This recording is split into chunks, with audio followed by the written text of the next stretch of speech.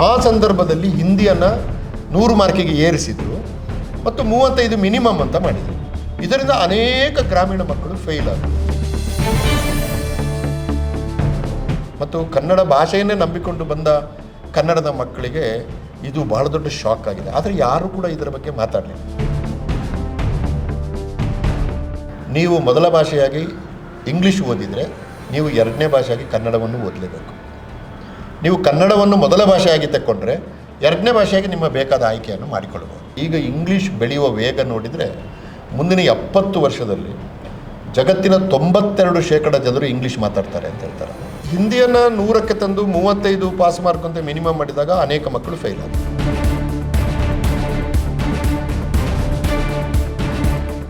ನಮಸ್ಕಾರ ವೀಕ್ಷಕರೇ, the federal ಕರ್ನಾಟಕಕ್ಕೆ ಸ್ವಾಗತ. ನಾನು ವಿಜಯ್ ಜನಹಳ್ಳಿ. ನಮ್ಮ ಜೊತೆ ಇವತ್ತು ವಿಶೇಷ ಸಂದರ್ಶನದಲ್ಲಿ ಕನ್ನಡ ಅಭಿವೃದ್ಧಿ ಪ್ರಾಧಿಕಾರದ ಅಧ್ಯಕ್ಷರಾದಂಥ ಪುರುಷೋತ್ತಮ್ ಬಿಳಿಮಲೆ ಅವರಿದ್ದಾರೆ. ಸಾಕಷ್ಟು ವಿಚಾರಗಳು ಚರ್ಚೆ ಆಗ್ತಾ ಇರುವಂಥದ್ದು. ತೃತೀಯ ಭಾಷೆಗೆ ಸಂಬಂಧಪಟ್ಟಂತೆ SSLCಯಲ್ಲಿ ಹಿಂದಿಗೆ ಅಂದರೆ ತೃತೀಯ ಭಾಷೆಗೆ ಅಂಕ ಬದಲು ಗ್ರೇಡ್ ನೀಡುವಂಥ ಪದ್ಧತಿ ಸಂಬಂಧಪಟ್ಟಂತೆ ಸಾಕಷ್ಟು ಪರವಿರೋಧ ಚರ್ಚೆ ಆಗ್ತಾ ಇರುವಂಥದ್ದು ಮತ್ತು ಅದಲ್ಲದೆ ಕೂಡ ಒಂದಷ್ಟು ವಿಚಾರಗಳು ಕೂಡ ಇರುವಂಥದ್ದು. ಈ ಸಂಬಂಧಪಟ್ಟಂತೆ ಪುರುಷೋತ್ತಮ್ ಬಿಳಿಮಲೆ ಸರ್ ನಮ್ಮ ಜೊತೆ ಇದ್ದಾರೆ. ಒಂದಷ್ಟು ವಿಚಾರಗಳನ್ನು ಮನದಾಳದ ಮಾತುಗಳು ನಮ್ಮ ಜೊತೆ ಹಂಚ್ಕೊಳ್ತಾರೆ. ಸರ್, ಕಾರ್ಯಕ್ರಮಕ್ಕೆ ಸ್ವಾಗತ. ಸರ್, ಮೊದಲು ಎಕ್ಸ್ಪೆಕ್ಟ್ ಯಾರು ಕೂಡ ಮಾಡಿರಲಿಲ್ಲ, ನಿರೀಕ್ಷೆ ಮಾಡಿರಲಿಲ್ಲ, ಹಿಂದಿ ಭಾಷೆಗೆ ಅಂದರೆ ತೃತೀಯ SSLCಯಲ್ಲಿ ತೃತೀಯ ಭಾಷೆಗೆ ಅಂಕ ಬದಲು ಗ್ರೇಡ್ ನೀಡುವಂಥ ಪದ್ಧತಿ. ಕನ್ನಡ ಅಭಿವೃದ್ಧಿ ಪ್ರಾಧಿಕಾರದ ಅಧ್ಯಕ್ಷರಾಗಿ ಒಬ್ಬ ಕನ್ನಡಿಗರಾಗಿ ನಿಮ್ಮ ಒಂದು ಅನಿಸಿಕೆ ಏನಿದೆ ಸಂಬಂಧಪಟ್ಟಂತೆ? ಮೂರನೇ ಭಾಷೆಯಾಗಿ ಹಿಂದಿಯನ್ನು ಕಂಪಲ್ಸರಿ ಮಾಡಬಾರ್ದು ಎಂಬ ನಿಲುವು ಕನ್ನಡ ಅಭಿವೃದ್ಧಿ ಪ್ರಾಧಿಕಾರದ್ದು ಹೌದು. ಈ ಕುರಿತು ನಾವು ಮಾನ್ಯ ಸಚಿವರಿಗೆ 2 ವರ್ಷದ ಹಿಂದೆಯೇ ನಮ್ಮ ಅಭಿಪ್ರಾಯವನ್ನು ತಿಳಿಸಿದ್ದೇನೆ ಮತ್ತು ಜನಗಳು ಒತ್ತಡ ಹಾಕಿದ್ದಾರೆ. ಹಾಗಾಗಿ ಅವರು ಅದರ ಒಂದು ಪ್ರಕಟಣೆ ನೀಡಿದ್ದಾರೆ, ತೆಗೆದಿದ್ದಾರೆ. ಅದನ್ನು ಅವರು ಪ್ರಕಟಣೆ ಮಾಡಿದ ಟೈಮಿಂಗ್ಸ್ ಎಕ್ಸಾಮ್ ಬರುವಾಗ ಯಾಕೆ ಮಾಡಿದರು, ಎಕ್ಸಾಮ್ ಮುಗಿಸಿ ಮುಂದಿನ ಶೈಕ್ಷಣಿಕ ವರ್ಷದಿಂದ ಮಾಡ್ಬೋದಾಗಿತ್ತಲ್ಲ ಅಂತ ಹೇಳಿದರೆ ಅವು ಮಾಡ್ಬೋದಾಗಿತ್ತು ಅಂತ ಹೇಳುವುದನ್ನು ಒಪ್ಪಿಕೊಳ್ತೇನೆ ನಾನು. ಆದರೆ ಮಾನ್ಯ ಸಚಿವರು ಮತ್ತು ಶಿಕ್ಷಣ ಇಲಾಖೆ ಬಹಳ ಮುಖ್ಯವಾದಂಥ ಒಂದು ತೀರ್ಮಾನವನ್ನು ತೆಕ್ಕೊಂಡಿದ್ದಾರೆ. ನಾನು ಅದನ್ನು ಸ್ವಾಗತಿಸ್ತೇನೆ. ಯಾಕೆ ಇದು ಮುಖ್ಯ ಆಗ್ತದೆ ಅಂತಂದರೆ 2 ಕಾರಣಗಳಿಗೆ. ಒಂದು, ಈಗ 1968ರಿಂದ ಕರ್ನಾಟಕ ತ್ರಿಭಾಷಾ ಸೂತ್ರವನ್ನು ಅಂಗೀಕರಿಸಿ ಅದರ ಭಾಗವಾಗಿ ಹಿಂದಿಯನ್ನು ಓದ್ತಾ ಬಂದಿವೆ. ನೀವು ಹಿಂದಿಯನ್ನು ಓದ್ತಾ ಬಂದಾಗ, ಈಗ ನಾನು 69-70ನೇ ಇಸವಿಯಲ್ಲಿ ಹಿಂದಿಯನ್ನು ಓದಿದವನೇ. ಓದುವಾಗ 50 ಮಾರ್ಕಿಗೆ ಹಿಂದಿ ಓದಬೇಕಾಗಿತ್ತು, ಆದರೆ ಕಂಪಲ್ಸರಿ ಇರಲಿಲ್ಲ ಅದು. ನೀವು ಅದರ 2 ಮಾರ್ಕ್ ಆದರೆ ತಗೊಳ್ಳಿ, 5 ಮಾರ್ಕ್ ಆದರೆ ತಗೊಳ್ಳಿ, ಪಾಸು. ಹಾಗಾಗಿ ಅದು ಇರಲಿಲ್ಲ, ಇತ್ತು, ಕಲಿತಾ ಇದ್ದೀವಿ. ಈಗನ ಹಾಗೆ ಗ್ರೇಡ್ನಾಗೆ ಇತ್ತದು. ಆಮೇಲೆ ಏನು ಮಾಡಿದರು, ನಿಧಾನವಾಗಿ 100 ಮಾರ್ಕಿಗೆ ಹಿಂದಿಯನ್ನು ಏರಿಸಿದರು. ಏರಿಸಿ ಮಿನಿಮಮ್ 35 ಪಾಸ್ ಮಾರ್ಕು ಅಂತ ಹೇಳಿದರು. ಇದರ ತಕ್ಷಣದ ಪ್ರಭಾವ ಅದು ಗ್ರಾಮೀಣ ಪ್ರದೇಶದ ಕನ್ನಡಿಗರಿಗೆ.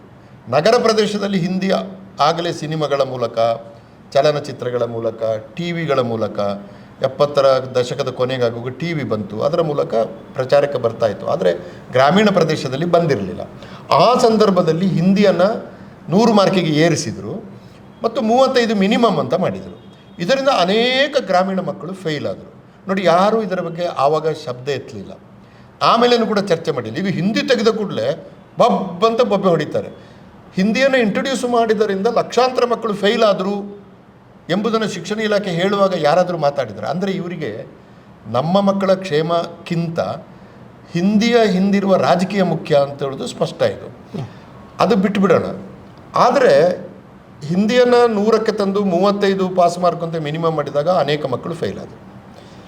2000 ಅನಂತರ 2001-2 ಕರೆಕ್ಟ್, ನನಗೆ ವರ್ಷ ನೆನಪಿಲ್ಲ, ಇದನ್ನು SSLCಯ ಸರಾಸರಿಗೆ ಸೇರಿಸಿದರು. ಮೊದಲು ಅವರೇಜಿಗೆ ಇರಲಿಲ್ಲ ಅದು.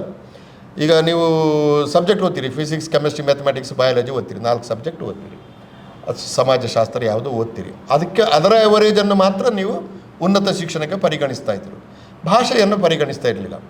ಹಿಂದಿಯನ್ನು ಸರಾಸರಿಗೆ ಸೇರಿಸಿದ್ದರಿಂದ ಕಳೆದ ವರ್ಷ 2025ರಲ್ಲಿ 84,000 ಮಕ್ಕಳು ಫೇಲ್ ಆದರು. 84, ಒಟ್ಟು ಪರೀಕ್ಷೆ ಕೂತದ್ದು 7,500 ಮಕ್ಕಳು, 84,000 ಮಕ್ಕಳು ಫೇಲ್ ಆದರು. ಫೇಲ್ ಆದದ್ದು ಮಾತ್ರ ಅಲ್ಲ, ಇವರಿಗೆ ಸರಾಸರಿಗೆ ಹಿಂದಿ ಸೇರಿಸಿದ್ದರಿಂದ ಗ್ರಾಮೀಣ ಪ್ರದೇಶದ ಮಕ್ಕಳ ಸರಾಸರಿ ಟಪ್ ಅಂತ ಕೆಳಗೆ ಬಿತ್ತು. ಯಾಕಂದರೆ ನನ್ನದಲ್ಲದ ಭಾಷೆ, ನನ್ನ ಪರಿಸರದಲ್ಲಿ ಇಲ್ಲದ ಭಾಷೆ, ನಾನು ಮಾತನಾಡದೇ ಇರುವ ಭಾಷೆ, ನನ್ನ ಮನೆಯಲ್ಲಿ ಕಿವಿಗೆ ಕೇಳದೇ ಇರುವಂಥ ಭಾಷೆ ಗ್ರಾಮೀಣ ಪ್ರದೇಶದಲ್ಲಿ ಅನ್ಯ ಭಾಷೆ ಆಗ್ತದೆ, ಅಪರಿಚಿತ ಭಾಷೆ ಆಗ್ತದೆ. ಅದರಲ್ಲಿ ಸಂಪೂರ್ಣ ಹಿಡಿತ ಸಾಧಿಸಿ ಒಬ್ಬರೋ ಇಬ್ಬರೋ ಉದಾಹರಣೆ ಇರ್ಬೋದು, ಅವರಿಗೆ ಆ ಪ್ರತಿಭೆಗೆ ನನ್ನ ಗೌರವ ಇದೆ. ಆದರೆ ಹೆಚ್ಚಿನ ಮಕ್ಕಳು ಫೈಲಾದರೂ ಮಾತ್ರ ಅಲ್ಲ, ಉನ್ನತ ಶಿಕ್ಷಣದಲ್ಲಿ ಅವರಿಗೆ ಪ್ರವೇಶ ಕೂಡ ಸಿಕ್ಕಲಿಲ್ಲ. ಇದು ಕನ್ನಡಿಗರಿಗಾದ ಬಹಳ ದೊಡ್ಡ ಅನ್ಯಾಯ ಇದು. ಮತ್ತು ಕನ್ನಡ ಭಾಷೆಯನ್ನೇ ನಂಬಿಕೊಂಡು ಬಂದ ಕನ್ನಡದ ಮಕ್ಕಳಿಗೆ ಇದು ಬಹಳ ದೊಡ್ಡ ಶಾಕ್ ಆಗಿದೆ. ಆದರೆ ಯಾರೂ ಕೂಡ ಇದರ ಬಗ್ಗೆ ಮಾತಾಡಲಿಲ್ಲ. ಈಗ ಏನು ಮಾಡಬೇಕು ನಾವು ಅಂದರೆ, ಈಗ ಹಿಂದಿಯನ್ನು ತೆಗೆದದ್ದು ಸರಿಯೋ ತಪ್ಪೋ ಎನ್ನುವುದಕ್ಕಿಂತ ಹೆಚ್ಚಾಗಿ ಒಂದು ಕ್ಷಣ ನಾವು ಹೋಗುವ ದಾರಿಯಲ್ಲಿ ನಿಂತು ಬಿಡಬೇಕು. ನಾವೀಗ ನಿಂತು ವಿವೇಚನೆ ಮಾಡಬೇಕು. ಒಂದು ಭಾಷೆಯನ್ನು ನಮ್ಮ ಮಕ್ಕಳು ಎಷ್ಟರವರೆಗೆ ಕಲಿಬೇಕು, ಹೇಗೆ ಕಲಿಬೇಕು ಎಂಬುದರ ಬಗ್ಗೆ ಒಂದು ಬಹಳ ಒಳ್ಳೆಯ ವಿವೇಚನೆಯನ್ನು ನಮಗೆ ಮಾಡಲಿಕ್ಕೆ ಸಾಧ್ಯ ಆದರೆ, ಈಗ ಏನು ಹಿಂದಿಯನ್ನು ನಿಲ್ಲಿಸಿದಾರಲ್ಲ, ಮುಂದೆ ಬೇಕಾದರೆ ಹೊಸ ವಿವೇಚನೆಗೆ ಅನುಗುಣವಾಗಿ ಅನುಷ್ಠಾನಕ್ಕೆ ಕೂಡ ತರ್ಬೋದು. ಈಗ ಇರುವ ಹಾಗೆ ತಂದರೆ ಅದರಿಂದ ಕನ್ನಡಕ್ಕಾಗುವಷ್ಟು ಅನ್ಯಾಯ ಬೇರೆ ಯಾವ ಭಾಷೆಗಳಿಗೆ ಆಗೋದಿಲ್ಲ. ಇದು ನನ್ನ ಒಂದನೇ ಸ್ಟ್ಯಾಂಡ್. ಎರಡನೇದು ಹೇಳ್ತೀನಿ, ನಾನು ಸಂಕ್ಷಿಪ್ತವಾಗಿ ಹೇಳ್ತೀನಿ. ಈಗ 68ರಿಂದ ಹಿಂದಿಯನ್ನು ನಾವು 3ನೇ ಭಾಷೆಯಾಗಿ ಓದಿದ್ದೀವಿ.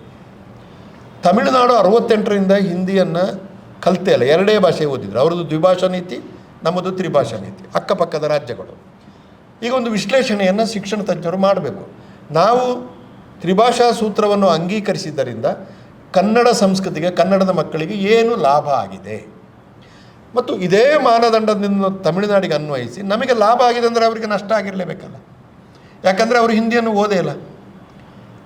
ಅಥವಾ ದ್ವಿಭಾಷಾ ಸೂತ್ರದಿಂದ ತಮಿಳು ಭಾಷಾ ಸಾಹಿತ್ಯ ಸಂಸ್ಕೃತಿಗೆ ಲಾಭ ಆಗಿದೆ ಅಂದರೆ ನಮಗೆ ಏನು ನಷ್ಟ ಆಗಿದೆ, ಇದರ ವಿವೇಚನೆ ಆಗಬೇಕು. ಸಾಮಾನ್ಯವಾಗಿ ನಿನ್ನೆ ಸಹ ಒಬ್ಬರು ಹೇಳ್ತಾ ಇದ್ರು, ಹಿಂದಿ ಓದಿದರೆ ಕೆಲಸ ಸಿಗ್ತದೆ. ಹಿಂದಿ ಓದಿದರೆ ಕೆಲಸ ಸಿಗ್ತದೆ, ಕೆಲಸ ಸಿಕ್ಕುವುದಾದರೆ ಹಿಂದಿ ಓದೋದರ ಪರ ನಾನು. ಇವತ್ತು ಕನ್ನಡದಕ್ಕೆ ಹಿನ್ನಡೆ ಆಗೋದಕ್ಕೆ ಒಂದು ಕಾರಣ ಏನಂದರೆ, ಕನ್ನಡ ಅನ್ನದ ಪ್ರಶ್ನೆ ಅಲ್ಲ ಅಂತ. ಕನ್ನಡ ಅನ್ನದ ಪ್ರಶ್ನೆ ಅಲ್ಲ, ಹಿಂದಿ ಅನ್ನದ ಪ್ರಶ್ನೆ ಆಗ್ತದೆ ಅಂತಂದರೆ ನಾನು ಅಷ್ಟರ ಮಟ್ಟಿಗೆ ಅನ್ನ ಭಾಳ ಮುಖ್ಯವಾದ್ದರಿಂದ ಆಯಿತು ಅಂತ ಹೇಳಲಿಕ್ಕೆ ಸಿದ್ಧ. ಆದರೆ ಹಿಂದಿ ಓದಿದರೆ ಕೆಲಸ ಸಿಗ್ತದೆ ಅಂತ ಹೇಳುವವರು ನನಗೆ ಅಂಕಿಅಂಶಗಳನ್ನು ಕೊಡಬೇಕು. ಎಷ್ಟು ಕನ್ನಡಿಗರಿಗೆ ಹಿಂದಿ ಓದಿದ್ರಿಂದ ಕೆಲಸ ಸಿಕ್ಕಿದೆ? ಈಗ ನೋಡಿ, ಸರಳವಾಗಿ ಹೇಳುವುದು ನಾನು, 1968ರಿಂದ ಹಿಂದಿ ಓದಿದ ನಮಗೆ ಇವತ್ತು ಬ್ಯಾಂಕಿಂಗ್ ಕ್ಷೇತ್ರದಲ್ಲಿ ಕನ್ನಡಿಗರು ಯಾಕೆ ಇಲ್ಲ?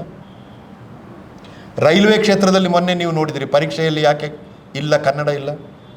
ಪೋಸ್ಟ್ ಆಫೀಸ್ಗಳಲ್ಲಿ ಯಾಕೆ ಇಲ್ಲ? ಬೆಂಗಳೂರಿನಲ್ಲಿರುವ BEL, BEMEL, HAL ಎಲ್ಲ ಹೋಗಿದ್ದೇನೆ ನಾನು. ಒಂದು ಕಾಲಕ್ಕೆ 2,000-2,500 ಕನ್ನಡಿಗರಿದ್ದರು. ಈಗ ಅವರ ಸಂಖ್ಯೆ 250ಕ್ಕೆ ಇಳಿದಿದೆ, ಕೆಲವು ಕಡೆ 50ಕ್ಕೆ ಇಳಿದಿದೆ. ಯಾಕೆ ಹಾಗಾದರೆ ಕೇಂದ್ರ ಸರ್ಕಾರದ ಅಡಿಯಲ್ಲಿ ಬರುವ ಸಂಸ್ಥೆಗಳಲ್ಲಿ ಹಿಂದಿಯನ್ನೇ ಓದಿದ ಕರ್ನಾಟಕದವರಿಗೆ ಅವಕಾಶವೇ ಇಲ್ಲದಾಗಿದೆ ಅಂತಂದರೆ, ನಮ್ಮ ಕನ್ನಡ ಕೆಲಸ ಕೊಡುವುದರಲ್ಲಿ, ನಮ್ಮ ಹಿಂದಿ ಕನ್ನಡಿಗರಿಗೆ ಕೆಲಸ ಕೊಡುವಷ್ಟು ಸಮರ್ಥವಾಗಿಲ್ಲ. ಇದು ಸುಮ್ಮನೆ ಹೇಳೋದು ಕೆಲಸ ಸಿಗ್ತದೆ, ಯಾರಿಗೆ ಸಿಕ್ಕಿದೆ? ಈಗ ನೋಡಿ, 2011ರ ಜನಗಣತಿಯಲ್ಲಿ ದೆಹಲಿಯಲ್ಲಿರುವ ಕನ್ನಡಿಗರ ಸಂಖ್ಯೆ 11,000. ಅದರಲ್ಲಿ 28 ಜನ MP ಗಳಿರ್ತಾರೆ, ಇನ್ನೂ 8 ಜನ ರಾಜ್ಯಸಭೆಯವರು ಇರ್ತಾರೆ, ಮತ್ತು ಅವರ ಒಂದಷ್ಟು ಜನ ಇರ್ತಾರೆ, PAಗಳು, ಅವರಿವರು. ನಿಮಗೆ ಗೊತ್ತಿದ್ದಾಗೆ ಕರ್ನಾಟಕ ಭವನ 3 ಇದೆ. ಆ 3 ಭವನದಲ್ಲಿ ಒಂದಷ್ಟು ಜನ ಕೆಲಸ ಮಾಡ್ತಾ ಇದ್ದಾರೆ. ಅವರೆಲ್ಲ ಕನ್ನಡಿಗರು ಮತ್ತು ಕರ್ನಾಟಕದಿಂದ ಹೋದವರು. ಫರೀದಾಬಾದ್, ನೋಯ್ಡಾ, ಗುಡ್ಗಾವ್ನಲ್ಲಿ ಕೆಲವು ಕನ್ನಡಿಗರು ನೆಲೆಯಾಗಿದ್ದಾರೆ, ಮನೆಯೆಲ್ಲ ಮಾಡಿಕೊಂಡು ನೆಲೆಯಾಗಿದ್ದಾರೆ. ಅವರು ಚೆನ್ನಾಗಿ ಹಿಂದಿ ಕಲ್ತಿದ್ದಾರೆ. ಅವರ ಮಕ್ಕಳು ಹಿಂದಿ ಶಾಲೆಗೆ ಹೋಗ್ತಾರೆ, ಮನೆಯಲ್ಲಿ ಕನ್ನಡ ಮಾತಾಡ್ತಾರೆ, ಶಾಲೆಯಲ್ಲಿ ಹಿಂದಿ ಮಾತಾಡ್ತಾರೆ. ಅವರು ಬಹುಮಟ್ಟಿಗೆ ಹಿಂದಿ ಸಂಸ್ಕೃತಿಯ ಭಾಗವಾಗಿ ಕನ್ನಡಿಗರು ಹೌದು, ಬೆಳೆದಿದ್ದಾರೆ. ನೋಡಿ, 6ನೇ ವಿಕ್ರಮಾದಿತ್ಯನ ಕಾಲದಲ್ಲಿ ಸುಮಾರು 600 ಜನ ಕನ್ನಡಿಗರು ಉತ್ತರ ಭಾರತಕ್ಕೆ ಹೋದವರು ವಾಪಸ್ಸು ಬರಲಿಲ್ಲ ಅಂತ ಒಂದು ಶಾಸನ ಸಿಗ್ತದೆ. ಅದನ್ನು ಹಿಡ್ಕೊಂಡು ನಾನು ಸ್ವಲ್ಪ ಕೆಲಸ ಮಾಡಿದೆ, ಈ 600 ಜನ ಎಲ್ಲಿ ಹೋದರು ಅಂತ. ಒಂದು ಏನು, ಇದು ಇನ್ನೂ ಸಂಶೋಧನೆ ಆಗಬೇಕು. ಒಂದು ವರದಿಯ ಪ್ರಕಾರ ಈ ಕೋಸಿ ನದಿ ಇದೆಯಲ್ಲ, ಕೋಸಿ ನದಿಯ ತೀರದಲ್ಲಿ ಇರುವ ಅನೇಕ ಜನ ಅವರು ಮೈಥಿಲಿ ಮಾತಾಡ್ತಾರೆ. ಈಗ ಆ ಮೈಥಿಲಿ ಮಾತಾಡೋರು ಏನು ಹೇಳ್ತಾರೆ ಅಂದರೆ, ನಮ್ಮ ಪೂರ್ವಜರು ಕನ್ನಡಿಗರು ಅಂತ ಹೇಳ್ತಾರೆ. ಅವರು ಈಗಲೂ ಹೇಳ್ತಾರೆ. ಅವರು ಭಯ್ಯ ಅಂತ ಹೇಳೋದಿಲ್ಲ, ಅಣ್ಣ ಅಂತ ಹೇಳ್ತಾರೆ. ಹೆಂಗೆ ಬಂತು ಅಣ್ಣ? ಅಲ್ಲಿ ದ್ರಾವಿಡ ಪದ ಅದು ಅಣ್ಣ. ಭಯ್ಯ, ಬೆಹನ್, ದ್ರಾವಿಡ ಭಾಷೆ, ಇದು ಇಂಡೋ ಆರ್ಯನ್ ಭಾಷೆಗಳು. ಹೆಂಗೆ ಬಂತು ಅಲ್ಲಿ ಅಂತ ಅವರಿಗೆ ಇದು ಕ್ಯಾ ಬೋಲ್ರೆ ಅಣ್ಣ, ಕ್ಯೂ ಬೋಲ್ರೆ ಸಾರ್, ನಾವು ಕರ್ನಾಟಕದಿಂದ ಬಂದವರು ಅಂತ ಹೇಳ್ತಾರೆ. ಅವರ ಹೈಟು ಎಲ್ಲ ನೋಡಿದರೆ ಇವರು ಒಂದು ಕಾಲದ ಸೈನಿಕರು ಇರ್ಬೋದು ಏನೋ ಅಂತ. ಅಂದರೆ ನಾನು ಇದನ್ನು ಯಾಕೆ ಹೇಳ್ತೀನಿ, ವಿಕ್ರಮಾದಿತ್ಯ ಕಾಲದಲ್ಲಿ ಹೋದಂತಹ ಅಲ್ಲೇ ನೆಲೆಯಾದ, ಅದಕ್ಕೆ ಒಂದು ಲಿಂಕ್ ಇರುವಂಥ ಸಾಧ್ಯತೆ, ಲಿಂಕ್ ಇರುವಂಥ. ಹೀಗೆ ಎಷ್ಟೋ ಜನ ಹೋದವರು ಅಲ್ಲಿ ನೆಲೆಯಾಗ್ತಾರೆ, ಅಲ್ಲಿಯ ಭಾಷೆ ಕಲಿತಾರೆ. ನಾವು ಅವರನ್ನು ಇಟ್ಟುಕೊಂಡು ಇಲ್ಲಿಯ ಮಕ್ಕಳಿಗೆ ಹಿಂದಿ ಕಲಿಸಬೇಕಾಗಿಲ್ಲ. ಹೌದು. ಇನ್ನೊಂದು 11,000 ಮಕ್ಕಳಲ್ಲಿ ಇನ್ನು ಸ್ವಲ್ಪ ಸೇರಿಸಿ ನೀವು ಜನಗಣತಿಯಲ್ಲಿ ಏನೋ ಸ್ವಲ್ಪ ತಪ್ಪಾಗಿದೆ ಅಂತ ಇಟ್ಟುಕೊಂಡು ಅದನ್ನು ಡಬಲ್ ಮಾಡಿ 22,000 ಅಂತ ಇಟ್ಟುಕೊಳ್ಳಿ. ಹಿಂದಿ ಬೆಲ್ಟಲ್ಲಿ 6 ರಾಜ್ಯಗಳಲ್ಲಿ ಹಿಂದಿ ಇದೆ. ಮಧ್ಯಪ್ರದೇಶ, ಉತ್ತರ ಪ್ರದೇಶ, ಬಿಹಾರ, ಡೆಲ್ಲಿ, ಪಂಜಾಬ್, ಇನ್ನೊಂದು ಯಾವುದೋ ಹಿಮಾಚಲ ಪ್ರದೇಶ. ಇಷ್ಟು ಜನ ಇಲ್ಲಿ ಹಿಂದಿ ಮಾತಾಡ್ತಾರೆ. ಇಲ್ಲಿ ಎಲ್ಲ ಸೇರಿದರೆ ಕನ್ನಡಿಗರ ಸಂಖ್ಯೆ 20,000ಕ್ಕಿಂತ ಹೆಚ್ಚಿಲ್ಲ. ಆ 20,000 ಉದ್ಯೋಗಕ್ಕೆ ಹೋದವರು, IAS ಮಾಡಿ ಹೋದವರು ಇರ್ತಾರೆ, ಕನ್ನಡ ಭವನದಲ್ಲಿ ಕೆಲಸಕ್ಕೆ ಹೋದವರು ಇರ್ತಾರೆ, ಯಾವುದ್ಯಾವುದೋ ಕೆಲಸ. ಈಗ ನಾನೇ JNUಗೆ ಹೋದಲ್ಲ, ಹೌದು, ನಾನು ಹೋದೆ ಅಲ್ಲಿ 25 ವರ್ಷ ನಾನು ಹಿಂದಿ ಕಲಿತೆ, ಏನು ಸಮಸ್ಯೆ ಆಗಲಿಲ್ಲ ನನಗೆ. ಇಂಥವ್ರ ಸಂಖ್ಯೆ 20,000. ನನ್ನ ಪ್ರಶ್ನೆ ಏನಂದರೆ, ಈ 20,000 ಜನಕ್ಕೋಸ್ಕರ 7 ಲಕ್ಷ ಜನ ಹಿಂದಿ ಓದಬೇಕಾ? ಇದು ಸೃಜನಶೀಲವಲ್ಲ. ಈಗ ಹಿಂದಿ ಕನ್ನಡ ಮಾತೃಭಾಷೆ ಓದಿದರೆ ಕೆಲಸ ಸಿಗುತ್ತೆ ಅಂತ ಕೇಳೋರಿಗೆ ನನ್ನ ಉತ್ತರ ಏನಂದರೆ, ಅದು ಸೃಜನಶೀಲವಾದ ಭಾಷೆ, ಮಾತೃಭಾಷೆ. ಅದು ನನ್ನ ಜಗತ್ತನ್ನು, ನನ್ನ ಲೋಕವನ್ನು, ನನ್ನ ಆಕಾಶವನ್ನು, ನನ್ನ ಗೆಳೆಯರನ್ನು, ನನ್ನ ನೀರನ್ನು, ನನ್ನ ನೆಲವನ್ನು ಅರ್ಥ ಮಾಡಿಕೊಳ್ಳೋದಕ್ಕೆ ನನ್ನ ಮಾತೃಭಾಷೆ ಬೇಕು. ನನ್ನ ಕಾಲು ಯಾವಾಗಲೂ ನೆಲದಲ್ಲಿರಬೇಕು, ನನ್ನ ಬಾಹುಗಳು ಆಕಾಶದ ಹತ್ರ ಚಾಚಿಕೊಳ್ಳಿ. ಹಾಗಾಗಿ ಹಿಂದಿ ಕಲಿಯುವುದು ಮರೆಯುವುದಕ್ಕೆ ಅಂತ. ಆದ್ದರಿಂದ ಅದರಿಂದ ನಿರೀಕ್ಷಿತ ಪರಿಣಾಮ ಕನ್ನಡಿಗರಿಗೆ ಆಗದೇ ಇರುವುದರಿಂದ ಅದನ್ನು ಸದ್ಯಕ್ಕೆ ನಿಲ್ಲಿಸಿ ಅದರ ಬಗ್ಗೆ ಪುನರ್ವಿಮರ್ಶೆ ಮಾಡಿ ಮುಂದೆ ಹೋಗಬೇಕು ಎಂಬುದು ನನ್ನ ತೀರ್ಮಾನ. ಈಗ ತಾವು ಅಂದರೆ ಪುರುಷೋತ್ತಮ ಬಿಳಿಮಲೆ ಅವರು ಹಿಂದಿ ವಿರೋಧಿನ ಹಾಗಾದರೆ? ಅಲ್ಲ, ನಾನು ಹಿಂದಿ ಮಾತಾಡ್ತೇನಲ್ಲ. ಓಕೆ, ನಾನು 25 ವರ್ಷ ಡೆಲ್ಲಿಲಿದ್ದೆ, ಹಿಂದಿ ಮಾತಾಡ್ತೇನೆ. ಆಮೇಲೆ ನೋಡಿ, ಇವತ್ತು ಯಾವ ಭಾಷೆಯನ್ನು ಕಲಿಯುವುದು ಕಷ್ಟ ಅಲ್ಲ. ನೀವು ಡೆಲ್ಲಿಗೆ ಹೋದರೆ ಒಂದು 15 ದಿವಸದಲ್ಲಿ ನೀವು ಹಿಂದಿ ಕಲಿತೀರಾ. ನೀವು ಮಾರ್ಕೆಟಲ್ಲಿ ಹಿಂದಿ ಮಾತಾಡಬೇಕು. ನೀವು ಅಂದರೆ ನಿಮಗೆ ನಿಮ್ಮ ಕನ್ನಡ ನಡೆಯೋದಿಲ್ಲಲ್ಲ, ಮನೆಯಲ್ಲಿ ಮಾತ್ರ. ಮನೆಯಲ್ಲಿ ಕೂಡ ನಿಮ್ಮ ಮಕ್ಕಳಿದ್ದರೆ ನಿಮ್ಮ ಒಂದು ಪಾಪ ಕೈಸೇವ ಅಂತ ಅವರು ಹಿಂದಿಲಿ ಮಾತಾಡ್ತಾರೆ, ಯಾಕಂದರೆ ಶಾಲೆಯಲ್ಲಿ ಹಿಂದಿ ಕಲಿತು ಬಂದಿರ್ತಾರೆ ಅವರು.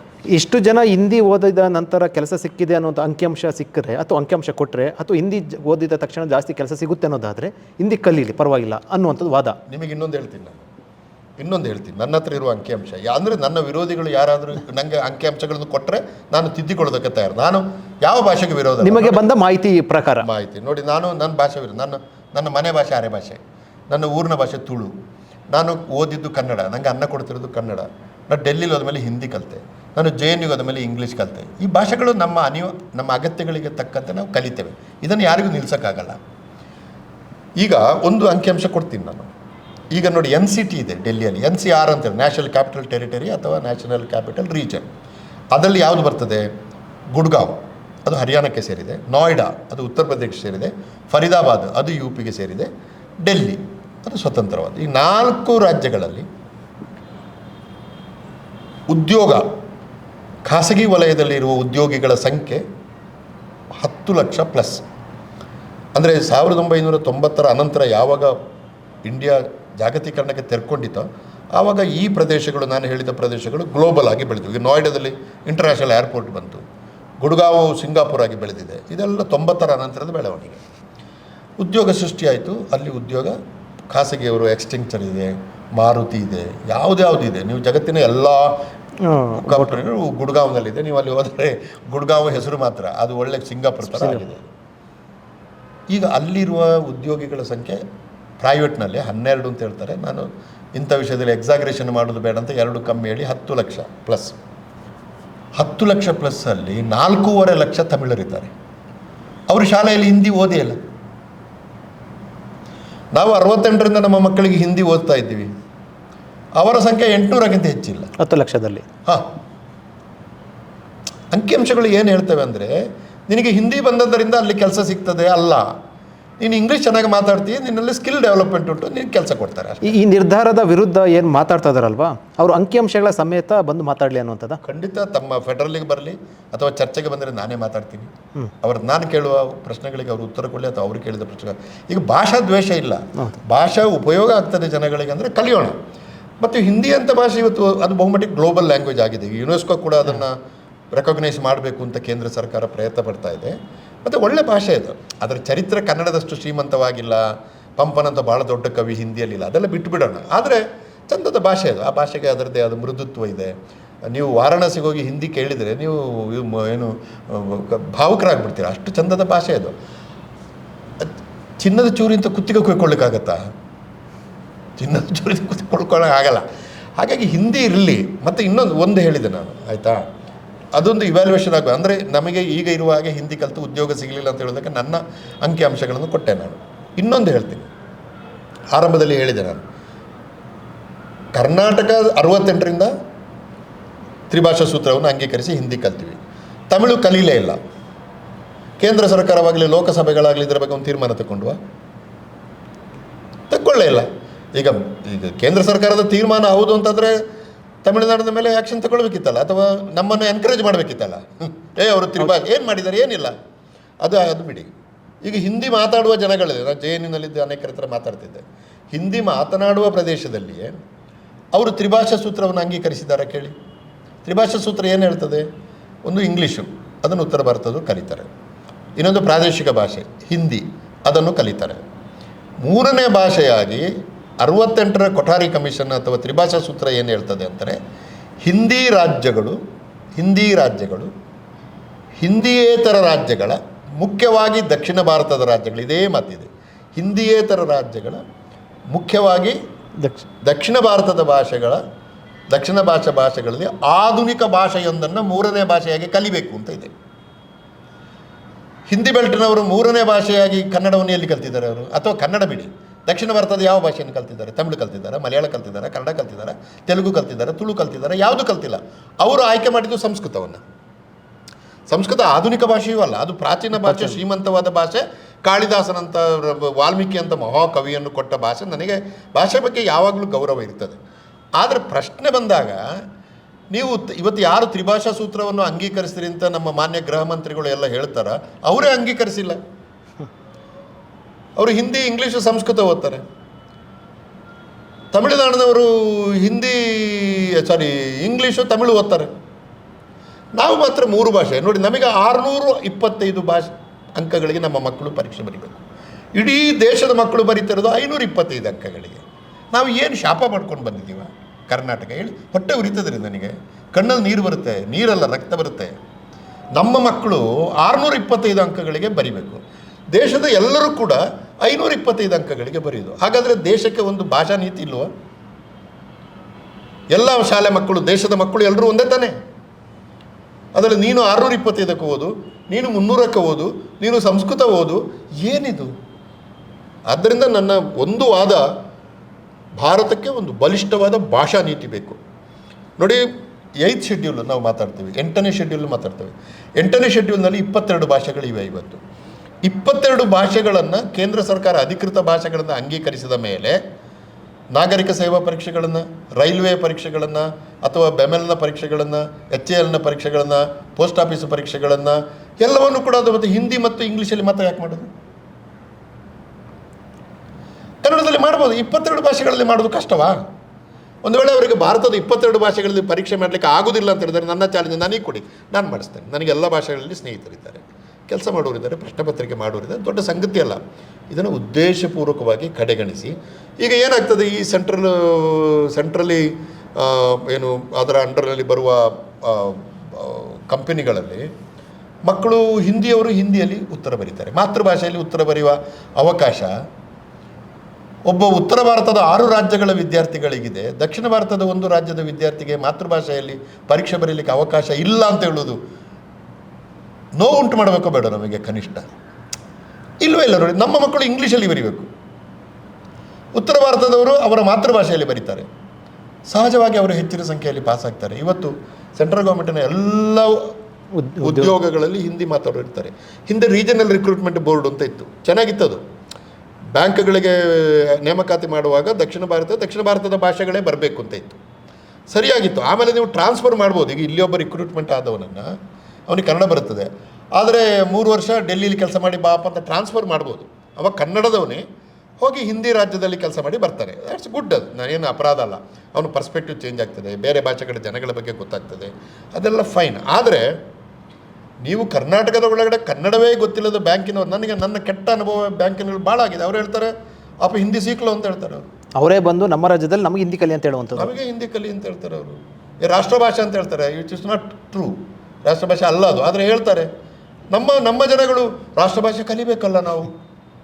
ಎಂಥದಕ್ಕೆ ಅಲ್ಲ, ಕಲಿಬಾರದು ಅಂತಲ್ಲ, ನನಗೆ ಇಂಟ್ರೆಸ್ಟ್ ಇದ್ದರೆ ಕಲಿ. ಹಿಂದಿ ಕಲೀಲಿಕ್ಕೆ ಹಿಂದಿ ಪ್ರಚಾರ ಸಭೆ ಇದೆ, ಬೇಕಾದಷ್ಟು ವೆಬ್ಸೈಟ್ಗಳಿದ್ದಾವೆ, ಬೇರೆ ಬೇರೆ ಆಯ್ಕೆಗಳಿದ್ದಾವೆ. ನೋಡಿ, ನಾನು ಹೀಬ್ರೂ ಯೂನಿವರ್ಸಿಟಿಗೆ ಹೋಗಿದ್ದೆ. ನನಗೆ ಒಂದು 3 ವಾರದ ಒಂದು ಫೆಲೋಶಿಪ್ ಸಿಕ್ತು, ಹೋದೆ. ನಾನು ಒಂದು 3 ವಾರಕ್ಕಿಂತ ಮೊದಲೇ ಹೋಗ್ತೇನೆ ಅಂತ ಗೊತ್ತುಂಟಲ್ಲ. ಹೀಬ್ರೂ ಭಾಷೆಯ ಸೈಟ್ ನೋಡಿ ಬೇಸಿಕ್ ಹಿಂದಿ ಭಾಷೆಯನ್ನು ಕಲ್ತ್ಕೊಂಡು ಹೋದೆ ನಾನು ಅಲ್ಲಿ. ಏರ್ಪೋರ್ಟಲ್ಲಿ ನನ್ನ ರಿಸೀವ್ ಮಾಡಿಕ್ಕೆ ಬಂದ ಕೂಡಲೇ ಹೀಬ್ರೂ ಭಾಷೆಯಲ್ಲಿ ನಾನು ನಮಸ್ಕಾರ ಅಂದೆ. ಅವನಿಗೆ ಖುಷಿ ಓ ಗುಡ್ ಅಂತಂದು. ನೋಡಿ, ಇದೇನು ಭಾಳ ಸಮಸ್ಯೆ ಅಲ್ಲ. ಆದರೆ ನಾನು ಹೇಳೋದು, ಒಂದು ಭಾಷೆಯನ್ನು ಕಲೀಲಿಕ್ಕೆ ನೀವು 7-8 ಲಕ್ಷ ಮಕ್ಕಳನ್ನು ಬಲಿ ಕೊಡಬೇಡಿ ಅಂತ ಹೇಳೋದು ನಾನು, ಅಷ್ಟೇ. ಇಷ್ಟೆಲ್ಲ ಇರುವಂಥ ಹಿನ್ನೆಲೆಯಲ್ಲಿ ರಾಜ್ಯ ಸರ್ಕಾರ ದ್ವಿಭಾಷಾ ಸೂತ್ರವನ್ನು, ದ್ವಿಭಾಷಾ ನೀತಿಯನ್ನು ಯಾಕೆ ಇಷ್ಟು ದಿನ ಆದರೂ ಕೂಡ ಅಳವಡಿಸ್ಕೊಂಡಿಲ್ಲ ಅನ್ನೋಂಥದ್ದು? ಅದನ್ನು ಯಾರಿಗೆ ಕೇಳೋದು? ಈಗ ನಾನು ಪತ್ರ ಬರೆದಿದ್ದೇನೆ, ಮಾನ್ಯ ಮುಖ್ಯಮಂತ್ರಿಗಳಿಗೆ ಬರೆದಿದ್ದೇನೆ, ಶಿಕ್ಷಣ ಮಂತ್ರಿಗಳಿಗೂ ಬರೆದಿದ್ದೇನೆ, ಆಮೇಲೆ ಪತ್ರಿಕೆಗಳಿಗೂ ನಾನು ಭಾಳ ಇದನ್ನು ಕನ್ನಡ ಶಾಲೆ ಮುಚ್ಚುವುದು ಮತ್ತು ದ್ವಿಭಾಷಾ ಸೂತ್ರವನ್ನು ಅಂಗೀಕರಿಸದೇ ಇರುವುದರ ಬಗ್ಗೆ ನಾವು ಸಭೆ ಮಾಡಿ, ಪ್ರಾಧಿಕಾರ ಅಲ್ಲ, ಪಬ್ಲಿಕ್ ಸಭೆ ಮಾಡಿ, ನಾನಲ್ಲಿ ಪ್ರೋಟೋಕಾಲ್ ಪ್ರಕಾರ ಹಾಗೆ ಹೋಗಿ ಮಾತಾಡೋರು. ಬಟ್ ನಾನು ಹೋಗಿ ಭಾಷೆ ಇದ್ದದ್ದರಿಂದ ನಿರಂಜನಾರ್ಧ್ಯ ನಾವೆಲ್ಲ ಗಾಂಧಿ ಭವನದಲ್ಲಿ ಸೇರಿ ಮೆಮೊರಂಡಮ್ ಕೂಡ ಹೋಗಿ ಕೊಟ್ಟಿದ್ದೇವೆ. CM ಏನು ಹೇಳಿದರು ಅಂದರೆ, ನಾನು ದ್ವಿಭಾಷಾ ನೀತಿಯ ಪರವಾಗಿದ್ದೇನೆ, ಅದು ಕ್ಯಾಬಿನೆಟ್ ಅಪ್ರೂವಲ್ ಎಲ್ಲ ಆಗಿ ಬರ್ತದೆ ಅಂತ ಹೇಳಿದ್ದಾರೆ. ಒಂದು ಗೊತ್ತಿಲ್ಲ ಪೊಲಿಟಿಕಲ್ ಇಂಪ್ಯಾಕ್ಟ್ ಏನು ಅಂತ, ನಾನು ರಾಜಕೀಯ ತಜ್ಞ ಅಲ್ಲ. ಈಗ ಕಾಂಗ್ರೆಸ್ ಒಂದು ರಾಷ್ಟ್ರೀಯ ಪಕ್ಷವಾದ್ದರಿಂದ ಹಿಂದಿ ಇಲ್ಲ ಅಂತ ಹೇಳಿದರೆ ಕಾಂಗ್ರೆಸ್ಸಿಗೆ ಹಿಂದಿ ಭಾಷೆಯನ್ನು ಆಡುವ ರಾಜ್ಯಗಳಲ್ಲಿ ಒಂದಷ್ಟು ಪರಿಣಾಮ ಬೀರಬಹುದು ಎಂಬ ಭಯ ಇದ್ದರೂ ಇರ್ಬೋದು. ಅಥವಾ ಈಗ ನೋಡಿ, ಹಿಂದಿಯನ್ನು ತೆಗೆದ ಕೂಡಲೇ ನಮ್ಮ ಮಾನ್ಯ ಸಭಾಪತಿಗಳೇ ಪತ್ರ ಬರೆದ್ರಲ್ಲ, ತೆಗಿಬೇಡಿ ಅಂತ. ನಾನು ನಿನ್ನೆ ಕೂಡ ಮಾತಾಡ್ಸಿದೆ ಅವ್ರನ್ನ, ಯಾವುದೇ ಕಾರಣಕ್ಕೂ ತೆಗಿಬಾರ್ದು, ಅದು ಹಿಂದಿ ಇಲ್ಲಿ ಮತ್ತೆ ಟೀಚರ್ಸ್ ಎಲ್ಲ ಹೋಗ್ಬೇಕು ಅನ್ನೋ ಕೂಡ ಒಂದು ಅಸಮಾಧಾನ ವ್ಯಕ್ತಪಡಿಸಿದ್ರು. ಅದೇ ಈಗ ನೋಡಿ, ಇಂಗ್ಲೀಷ್ ಮೀಡಿಯಂ ಶಾಲೆಗಳಾದಾಗ ಹೆಚ್ಚಿನವರು ಇಂಗ್ಲೀಷ್, ಈಗ KPSC ಶಾಲೆಗಳಲ್ಲಿ ಇಂಗ್ಲೀಷ್ ಮೀಡಿಯಂ ಶಾಲೆಗಳಲ್ಲಿ ಕನ್ನಡ ಕೊಟ್ಟರು, ಕನ್ನಡ ಲೆಕ್ಕಕ್ಕೆ ಮಾತ್ರ, ಅಲ್ಲಿ ಕನ್ನಡ ಯಾರು ಇಲ್ಲ. ಒಂದು 5-6 ಮಕ್ಕಳು ಕನ್ನಡ ತೆಕ್ಕೊಟ್ರು ಕೂಡ ಈ ಇಂಗ್ಲೀಷ್ ಮೇಷ್ಟ್ರುಗಳು ಹೋಗಿ, ಏನು ಕನ್ನಡ ಓದಿ ರಿಕ್ಷಾ ಓಡ್ತೀಯ ನೀನು, ಬಾ ಇಲ್ಲಿ ಅಂತ ಈಚೆ ತಗೊಂಡು ಹೋಗ್ತಾರೆ. ಇದೆಲ್ಲ ನಡೀತಾ ಇದೆ. ಈಗ ಕನ್ನಡ ಮಾಧ್ಯಮದ ಟೀಚರ್ಗಳಿಗೆ ಕೆಲಸ ಇಲ್ಲ, ಅವರಿಗೆ 3 ವಾರ ಟ್ರೈನಿಂಗ್ ಕೊಟ್ಟು ಅವರಿಗೆ ಇಂಗ್ಲೀಷ್ ಕೊಡ್ತಿದ್ದಾರೆ. ಹಿಂದಿಯವರು, ಹಿಂದಿ ಬೆಲ್ಟಿಂದ ಬಂದವರು ಯಾರಿದ್ದಾರೆ? ಎಲ್ಲ ಕನ್ನಡದವರು ಇರುವಂಥದ್ದು, ಕನ್ನಡದವರೇ. ಅವರನ್ನು ಬೇರೆ ಕೆಲಸಗಳಿಗೆ ಹಾಕಿ, ಅದೇನು ಭಾಳ ಇಲ್ಲ ಸ್ವಾಮಿ. ಅದು ದೊಡ್ಡ ವಿಚಾರನೆಲ್ಲ, ಸಂಗತಿನೇ ಅಲ್ಲ ಸರ್. 45,000 ಶಾಲೆಗಳಲ್ಲಿ ಒಟ್ಟು ಟೀಚರ್ಗಳ ಸಂಖ್ಯೆ ಇರೋದು 55,000. ಅದರಲ್ಲಿ ಹಿಂದಿ ಇರುವಂಥದ್ದು ಬಹಳ ಕಡಿಮೆ. ಅವರಿಗೆ ಅದನ್ನು ಮತ್ತೆ ಶಿಕ್ಷಣ ಮಂತ್ರಿಗಳು ಮತ್ತೆ ಹೇಳಿದ್ದಾರೆ, ಹಿಂದಿ ಅವರ ಕೆಲಸ ಕಸಿದುಕೊಳ್ಳುವುದಿಲ್ಲ, ಅವರಿಗೆ ಖಂಡಿತವಾಗಲೂ ಅವರನ್ನು ನಾನು ಬಿಡುವುದಿಲ್ಲ ಅಂತ. ಸರಿ, ಎಲ್ಲ ಗೊಂದಲ ಹಿನ್ನೆಲೆಯಲ್ಲಿ ದ್ವಿಭಾಷಾ ನೀತಿನ ಕೂಡಲೇ ಜಾರಿ ತರಬೇಕು ಅಂತ ಆಗ್ರಹಿಸ್ತೀರಾ? ಅದೊಂದು ಪರಿಹಾರ ಸಿಗುತ್ತಲ್ವಾ? ಖಂಡಿತ. ನೋಡಿ, ಅದು ಎಷ್ಟು ಚೆನ್ನಾಗಿದೆ ಅಂದರೆ, ಇಡೀ ಭಾರತಕ್ಕೆ ಅನ್ವಯ ಆಗಬಹುದಾದಂಥ ಶಿಫಾರಸುಗಳು ಅದರಲ್ಲಿದೆ, ದ್ವಿಭಾಷಾ ಸೂತ್ರ. ಈಗ ಒಂದು ಉದಾಹರಣೆಗೆ ಹೇಳೋದು, ನೀವು ನನ್ನ ಮಾತೃಭಾಷೆ ತುಳು, ನಾನು ತುಳುವಿನಲ್ಲೇ ಪ್ರಥಮ ಭಾಷೆಯಾಗಿ ಓದಬೇಕು ಅಂತ ಇದ್ದರೆ ಸರ್ಕಾರ ಅವಕಾಶ ಮಾಡಿಕೊಟ್ರೆ ನಾನು ಪ್ರಥಮ ಭಾಷೆಯಾಗಿ ತುಳು ಓದ್ಬೋದು, ಉರ್ದು ಓದ್ಬೋದು. ತೆಲುಗು ನನ್ನ ಮಾತೃಭಾಷೆ ಇದ್ದರೆ ನಾನು ಅದನ್ನು ಓದ್ಬೋದು. ಇದು ಹೆಂಗಂದರೆ, ಮಲಯಾಳ ಅಧಿನಿಯಮ ಬಂತು ಕೇರಳದಲ್ಲಿ, ಅವರು ಹೇಳೋದು ಕನ್ನಡ ಮಾತಾಡುವ ಪರಿಸರದಲ್ಲಿ ಜಿಲ್ಲಾಧಿಕಾರಿಗಳೆಲ್ಲರೂ ಕನ್ನಡದಲ್ಲೇ ವ್ಯವಹರಿಸಬೇಕು ಅಂತ ಆದೇಶ ಇದೆ. ಬಟ್ ವ್ಯವಹರಿಸುವುದೆಲ್ಲ ಮಲಯಾಳದಲ್ಲಿ. ಅನುಷ್ಠಾನದಲ್ಲಿ ಸಮಸ್ಯೆ ಇದೆ, ಆದೇಶದಲ್ಲಿ ಅಲ್ಲ. ನಾನು ಮಾತಾಡ್ತಾ ಇರೋದು ಆದೇಶ. ನೀವು ಇದು ಅನುಷ್ಠಾನಕ್ಕೆ ಬರ್ತದಂತ ಕೇಳಿದರೆ 3,000 ಕನ್ನಡ ಪರ ಆದೇಶಗಳಿವೆ ಕರ್ನಾಟಕದಲ್ಲಿ. ಅನುಷ್ಠಾನಕ್ಕೆ ಬಂದಿರೋದು ಒಂದು 300 ಇರ್ಬೋದು, 10%ಗಿಂತ ಕಡಿಮೆ. ಇದು ಅಧಿಕಾರಿಗಳ ಏನು ಮನಸ್ಸಿನ ಮೇಲೆ ಅಥವಾ ಉಡಾಫೆಗಳ ಮೇಲೆ. ಈಗ 60-40 ಬೋರ್ಡ್ದು ಅದು ಒಳ್ಳೆ ಡೆಮೊಕ್ರೆಟಿಕ್ ಆದ ಆದೇಶ, ಅದನ್ನೇ ನಮಗೆ 100ಕ್ಕೆ 100 ಚಾಲ್ತಿಗೆ ತರೋಕ್ಕಾಗ್ತಾ ಇಲ್ಲ. ಇರಲಿ ಬಿಡಿ. ಬಟ್ ನಾನು ಹೇಳ್ತಾ ಇರೋದು, ದ್ವಿಭಾಷಾ ಸೂತ್ರದಲ್ಲಿ ನೀವು ಮೊದಲ ಭಾಷೆಯಾಗಿ ಇಂಗ್ಲೀಷ್ ಓದಿದರೆ ನೀವು 2ನೇ ಭಾಷೆಯಾಗಿ ಕನ್ನಡವನ್ನು ಓದಲೇಬೇಕು. ನೀವು ಕನ್ನಡವನ್ನು ಮೊದಲ ಭಾಷೆಯಾಗಿ ತೆಕ್ಕೊಂಡ್ರೆ 2ನೇ ಭಾಷೆಯಾಗಿ ನಿಮ್ಮ ಬೇಕಾದ ಆಯ್ಕೆಯನ್ನು ಮಾಡಿಕೊಳ್ಬೋದು. ಹೆಚ್ಚಿನವರು ಏನು ಮಾಡ್ತಾರೆ ಅಂಥ ಸಂದರ್ಭದಲ್ಲಿ, ಯಾಕಂದರೆ ಈಗ ಗ್ಲೋಬಲ್ ನೋಡಿ, ಈಗ ಹೆಚ್ಚಿನವರು ಹೇಳೋದಂದರೆ ಇಂಗ್ಲೀಷ್ ವಿದೇಶಿ ಭಾಷೆ, ಅದು ಹಳೆಯ ವಾದ. ಅದು ಈಗ ವಿದೇಶಿ ಭಾಷೆ ಅಂತ ಇಲ್ಲ. 1994ರ ಅನಂತರ ದೇಶಗಳ ಗಡಿಗಳು ನಿರಸನಗೊಂಡಿವೆ. ಅವು ಸುಮ್ಮನೆ ಪೊಲಿಟಿಕಲಿ ಇರ್ತವೆ ಅಂತ ಬಿಟ್ಟರೆ ಸಾಂಸ್ಕೃತಿಕವಾಗಿಲ್ಲ. ಈಗ ನೀವು ಕೇಳಿ, ನನ್ನ ಕಿಸೆಯಲ್ಲೊಂದು ಮೊಬೈಲ್ ಇದ್ದರೆ ಆ ಮೊಬೈಲ್ ಚೈನೀಸ್ ಮೊಬೈಲ್, ಅದು ಕಡಿಮೆಗೆ ಸಿಗುತ್ತೆ, ತಂದು ಹಾಕಿದ್ದೆ ನಾನು. ನೀವೊಂದು ಅಂಗಿ ಹಾಕ್ಕೊಂಡಿದ್ದರೆ ಅಂಗಿ ಎಲ್ಲಿಂದಲೋ ಬಂದಿರುತ್ತದೆ. ಸೊ ಈಗ ಅದೆಲ್ಲ ಅಂದರೆ ಈ ನಮ್ಮ ಅಡಿಗೆ ಮನೆ ಒಳಗಡೆ ವಿದೇಶ ಪ್ರವೇಶ ಆಗಿದೆ. ನನ್ನ ಮಗ ಅಮೇರಿಕಾದಲ್ಲಿದ್ದಾನೆ. ಈಗ ಬೇಕಾದ್ರೆ ನಾವು ಫೋನ್ ಮಾಡಿ ಮಾತಾಡ್ಬೋದು, ಎಲ್ಲಿದೆ ಗಡಿ. ಮೊದಲು ನಾವು ನಿಮಗೆ ಟೆಲಿಫೋನ್ ಬರಲಿಕ್ಕೆ ಮೊದಲು ಕಾರ್ಡ್ ಬರಿಬೇಕು ಅಪ್ಪನಿಗೆ, ಟೆಲಿಗ್ರಾಮ್ಗಳು, ಅದು ಎಷ್ಟು ಕಷ್ಟ ಅದು. ಈಗ ಹಾಗೆ ಇಲ್ಲ ಅದು. ಆಮೇಲೆ ಒಂದು ವರದಿ ಇದೆ ನನ್ನ ಹತ್ರ, ಯೂನಿವರ್ಸಿಟಿ ಆಫ್ ಪೆನ್ಸಿಲ್ವೇನಿಯಾದು. ಅವರು ಏನು ಹೇಳ್ತಾರೆ ಅಂದರೆ, ಈಗ ಇಂಗ್ಲೀಷ್ ಬೆಳೆಯುವ ವೇಗ ನೋಡಿದರೆ ಮುಂದಿನ 70 ವರ್ಷದಲ್ಲಿ ಜಗತ್ತಿನ 92% ಜನರು ಇಂಗ್ಲೀಷ್ ಮಾತಾಡ್ತಾರೆ ಅಂತ ಹೇಳ್ತಾರೆ. 92% ಜನ. ನಾನು ಟೋಕಿಯೋದಲ್ಲಿದ್ದೆ. ಈಗ ನಾವೇನು ಹೇಳೋದು, ಚೈನೀಸು ಟೋಕಿಯೋದವರು ಎಲ್ಲ ಅವರವರ ಮಾತೃಭಾಷೆಯಲ್ಲೇ ಸಾಧಿಸಲಿಲ್ವಾ ಅಂತ ಹೇಳೋದು. ವಾದಕ್ಕಾಗಿ ಸರಿ, ಒಂದು ಕಾಲಕ್ಕೂ ಹೌದು. ಈಗ ಅಲ್ಲೆಲ್ಲ ಇಂಗ್ಲೀಷ್ ಸ್ಪೀಕಿಂಗ್ ಕೋರ್ಸ್ಗಳು ಶುರುವಾಗಿದೆ. ಈ ದ್ವಿಭಾಷಾ ಸೂತ್ರದಲ್ಲಿ ದ್ವಿಭಾಷಾ ನೀತಿ ತಂದರೆ ಇವೆಲ್ಲವೂ ಕೂಡ ಪರಿಹಾರ ಸಿಗುತ್ತೆ ಅಂತ ಹೇಳ್ತೀರಾ? ಬಹುಮಟ್ಟಿಗೆ ತರಬೇಕು. ಇಚ್ಛಾಶಕ್ತಿ ತೋರಿಸ್ಬೇಕು ಸರ್ಕಾರ, ತೋರಿಸ್ಬೇಕು, ಖಂಡಿತ ತೋರಿಸ್ಬೇಕು. ಮತ್ತು ದ್ವಿಭಾಷಾ ಸೂತ್ರ ಕರ್ನಾಟಕದಲ್ಲಿ ಸರಿಯಾಗಿ ಜಾರಿಗೆ ಬಂದರೆ ನೋಡಿ, 3ನೇ ಭಾಷೆಯಾಗಿ ಹಿಂದಿಯನ್ನು ಓದ್ಬೋದು. ನಾನೊಂದು ವರದಿನಂತೂ ತಯಾರಾಗ್ತಾ ಇದೆ ಕನ್ನಡ ಅಭಿವೃದ್ಧಿ ಪ್ರಾಧಿಕಾರದ್ದು. ತಯಾರಾದ ತಕ್ಷಣ ನಿಮಗೆ ಅದರ ವರದಿ ಕೊಡ್ತೀನಿ ನಾನು. ಕರ್ನಾಟಕದಲ್ಲಿ ಒಟ್ಟು ಭಾಷೆಗಳು ಇರೋದು 290. ಮಾತೃಭಾಷೆಯಲ್ಲಿ ಶಿಕ್ಷಣ ಅಂತಂದಾಗ 290 ಭಾಷೆಗಳಲ್ಲಿ ಶಿಕ್ಷಣ ಕೊಡೋಕ್ಕಾಗಲ್ಲ. ಇದು ಪ್ರಾಕ್ಟಿಕಲ್ ಆಗಿ ನೋಡಬೇಕಲ್ಲ ನಾವು. ಭಾರತ ದೇಶದಲ್ಲಿ 2011 ಜನಗಣತಿಯ ಪ್ರಕಾರ ಇರುವ ಮಾತೃಭಾಷೆಗಳ ಸಂಖ್ಯೆ 19,569. ಅದರಲ್ಲಿ 8ನೇ ಪರಿಚಯದಲ್ಲಿರುವ ಭಾಷೆಗಳು ಕೇವಲ 22. ಇನ್ನು ಉಳಿದ ಭಾಷೆಗಳ ಗತಿ ಏನು? ಏಕೀಕರಣ ಆದಾಗ ಕರ್ನಾಟಕ ರಾಜ್ಯ ಭಾಷೆ ಆಯಿತು, ನಾವೆಲ್ಲ ನಮ್ಮ ಹೊಟ್ಟೆ ತುಂಬಿದೆ, ನಾನು ಅತ್ಯಂತ ಗೌರವದಿಂದ ನೋಡೋ ಭಾಷೆ ನನ್ನ ಮಾತೃಭಾಷೆ ಕನ್ನಡವೇ. ಆದರೆ ಉಳಿದ ಭಾಷೆಗಳ ಗತಿ ಏನು? ಈ ಒಂದು ಪ್ರಶ್ನೆ ಇದೆ ಅಲ್ವಾ ನಮ್ಮ ಹತ್ರ. ಮತ್ತೆ ಕನ್ನಡ ಬೆಳೆದಿರೋದು ಆ ಸಣ್ಣ ಭಾಷೆಗಳಿಂದಲೇ. ಗೋವಿಂದಪ್ಪ ಈ ಮನೆಯಲ್ಲಿ ಕೊಂಕಣಿ ಮಾತಾಡ್ತಾ ಇದ್ರು, ಕನ್ನಡದಲ್ಲಿ ಬರೆದ್ರು. ನೀವೊಂದು ರೆಕಮೆಂಡೇಶನ್ ಮಾಡಬೇಕು, ಶಿಫಾರಸು ಮಾಡಬೇಕು ಸರ್ಕಾರಕ್ಕೆ ಅನ್ನುವಂಥ ಯೋಜನೆ ಇರೋದು. ಏನು ಸರ್ ಯೋಜನೆ ಅದು? ಅದೇ, ಈಗ ಕರ್ನಾಟಕದಲ್ಲಿರುವ ಒಟ್ಟು ಭಾಷೆಗಳ ಒಂದು ಲಿಸ್ಟ್ ಮಾಡಿದ್ದೇನೆ. ಆ ಭಾಷೆಗಳು ಎಲ್ಲೆಲ್ಲಿದೆ ಅಂತಲೂ ಮಾಡ್ತೀನಿ. ಇನ್ನು ಅದರಲ್ಲಿ 10,000ಕ್ಕಿಂತ ಹೆಚ್ಚು ಜನ ಮಾತಾಡುವ ಒಂದು ಭಾಷೆ ಇದ್ದರೆ ಆ ಭಾಷಾ ಪ್ರದೇಶದಲ್ಲಿ 3ನೇ ಭಾಷೆಯಾಗಿ ಆ ಮಕ್ಕಳಿಗೆ ಓದುವ ಅವಕಾಶವನ್ನು ಸರ್ಕಾರ ಕೊಡಬೇಕು. ಇದರಿಂದ ಭಾಷೆ ಉಳಿಯುತ್ತದೆ. ನೀವು ಉದ್ಯೋಗಕ್ಕೆ ಪ್ರಥಮ ಭಾಷೆಯಾಗಿ ಇಂಗ್ಲೀಷ್ ಓದ್ತೀರಿ, ಅಥವಾ ಸೃಜನಶೀಲ ಭಾಷೆಯಾದಂಥ ಕನ್ನಡವನ್ನು ಓದ್ತೀರಿ. ಕನ್ನಡವನ್ನು ಮೊದಲ ಭಾಷೆಯಾಗಿ ಓದ್ತೀರಿ, ಇಂಗ್ಲೀಷಿನ 2ನೇ ಭಾಷೆಯಾಗಿ ಓದ್ತೀರಿ.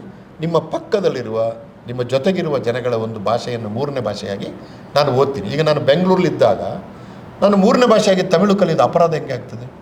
ಶತಮಾನಗಳ ಸಂಬಂಧ ಇದೆ. ಆ ಥರದ ಎಷ್ಟು ಭಾಷೆ ನೀವು ರೆಕಮೆಂಡ್ ಮಾಡೋಕ್ಕೆ ಇಷ್ಟ? 27 ಇದೆ. ಒಂದು 2-3 ಎಕ್ಸಾಂಪಲ್ ಕೊಡೋದಾದ್ರೆ, ತುಳು ಫಾರ್ ಎಕ್ಸಾಂಪಲ್, ಆಮೇಲೆ ಕೊಡವ ಭಾಷೆ, ಬಡಗ ಭಾಷೆ, ಆಮೇಲೆ ಗೌಳಿ ಭಾಷೆ, ಸಿದ್ಧಿ ಭಾಷೆ, ಇವೆಲ್ಲ 20,000 ಸಂಖ್ಯೆಗಳಲ್ಲಿ ಇದ್ದಾವೆ. ಇದಕ್ಕೆ ನನಗೊಂದು ಪ್ರಶ್ನೆ.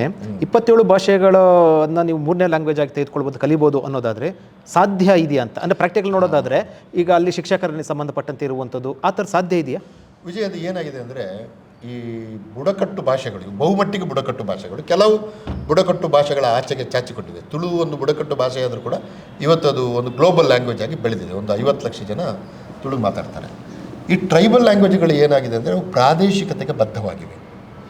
ಈಗ ಬಡಗ ಭಾಷೆ ಎಲ್ಲಿದೆ? ಮೈಸೂರು ಪ್ರದೇಶದಲ್ಲಿ ಮಾತ್ರ ಇದೆ. ತುಳು ಎಲ್ಲಿದೆ? ದಕ್ಷಿಣ ಕನ್ನಡ, ಉಡುಪಿ ಜಿಲ್ಲೆಗಳಲ್ಲಿ ಮಾತ್ರ ಇದೆ. ಉರ್ದು ಎಲ್ಲಿದೆ? ಹೈದರಾಬಾದ್ ಕರ್ನಾಟಕದಲ್ಲಿ ಜಾಸ್ತಿ ಇದೆ.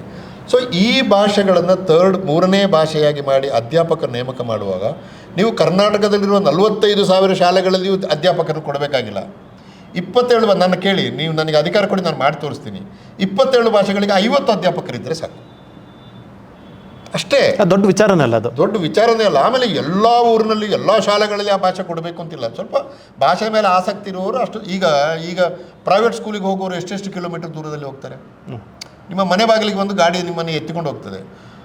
ಬಡವನು ಕೂಡ ರಿಕ್ಷಾದಲ್ಲಿಯೋ ಇನ್ನು ಯಾವುದೋ ಗಾಡಿಯಲ್ಲೋ 3 ಕಿಲೋಮೀಟರ್ 4 ಕಿಲೋಮೀಟರ್. ನನ್ನ ಊರಿನಲ್ಲಿ ನಾನು ಮೊನ್ನೆ ಹೋಗಿದ್ದೆ ಪಂಚಕ್ಕೆ, ಮಗು ಸಿಕ್ಕಿದ್ದು. ಎಲ್ಲಿಗಪ್ಪ ಶಾಲೆಗೆ? ಸುಬ್ರಹ್ಮಣ್ಯ. ಮನೆ ಅಕ್ಕಪಕ್ಕ ಶಾಲೆ ಇದೆ, ಅವನು ಸುಬ್ರಹ್ಮಣ್ಯಕ್ಕೆ ಹೋಗ್ತಾ ಇದ್ದಾನೆ, ಸುಮಾರು 20 ಕಿಲೋಮೀಟರ್ ದೂರ ಹೋಗ್ತಾ ಇದ್ದಾನೆ. ಅದು ಸಮಸ್ಯೆ ಅಲ್ಲ ಈಗ, ಯಾಕಂದರೆ ವಾಹನ ಸೌಕರ್ಯ ಇದೆ, ವ್ಯವಸ್ಥೆ ಬದಲಾಗಿದೆ. ನಾನಿದ್ದ ಕಾಲದಲ್ಲಿ ಇದ್ದದ್ದು ಬೇರೆ. ಸೊ ಇಂಥ ಸಂದರ್ಭದಲ್ಲಿ 4-5 ಶಾಲೆಗಳಲ್ಲಿ, ಈಗ ಕೊರಗ ಭಾಷೆ ನೀವು ಕುಂದಾಪುರದಲ್ಲಿ 1 ಶಾಲೆಯಲ್ಲಿ ಕೊಟ್ಟರೆ ಸಾಕು.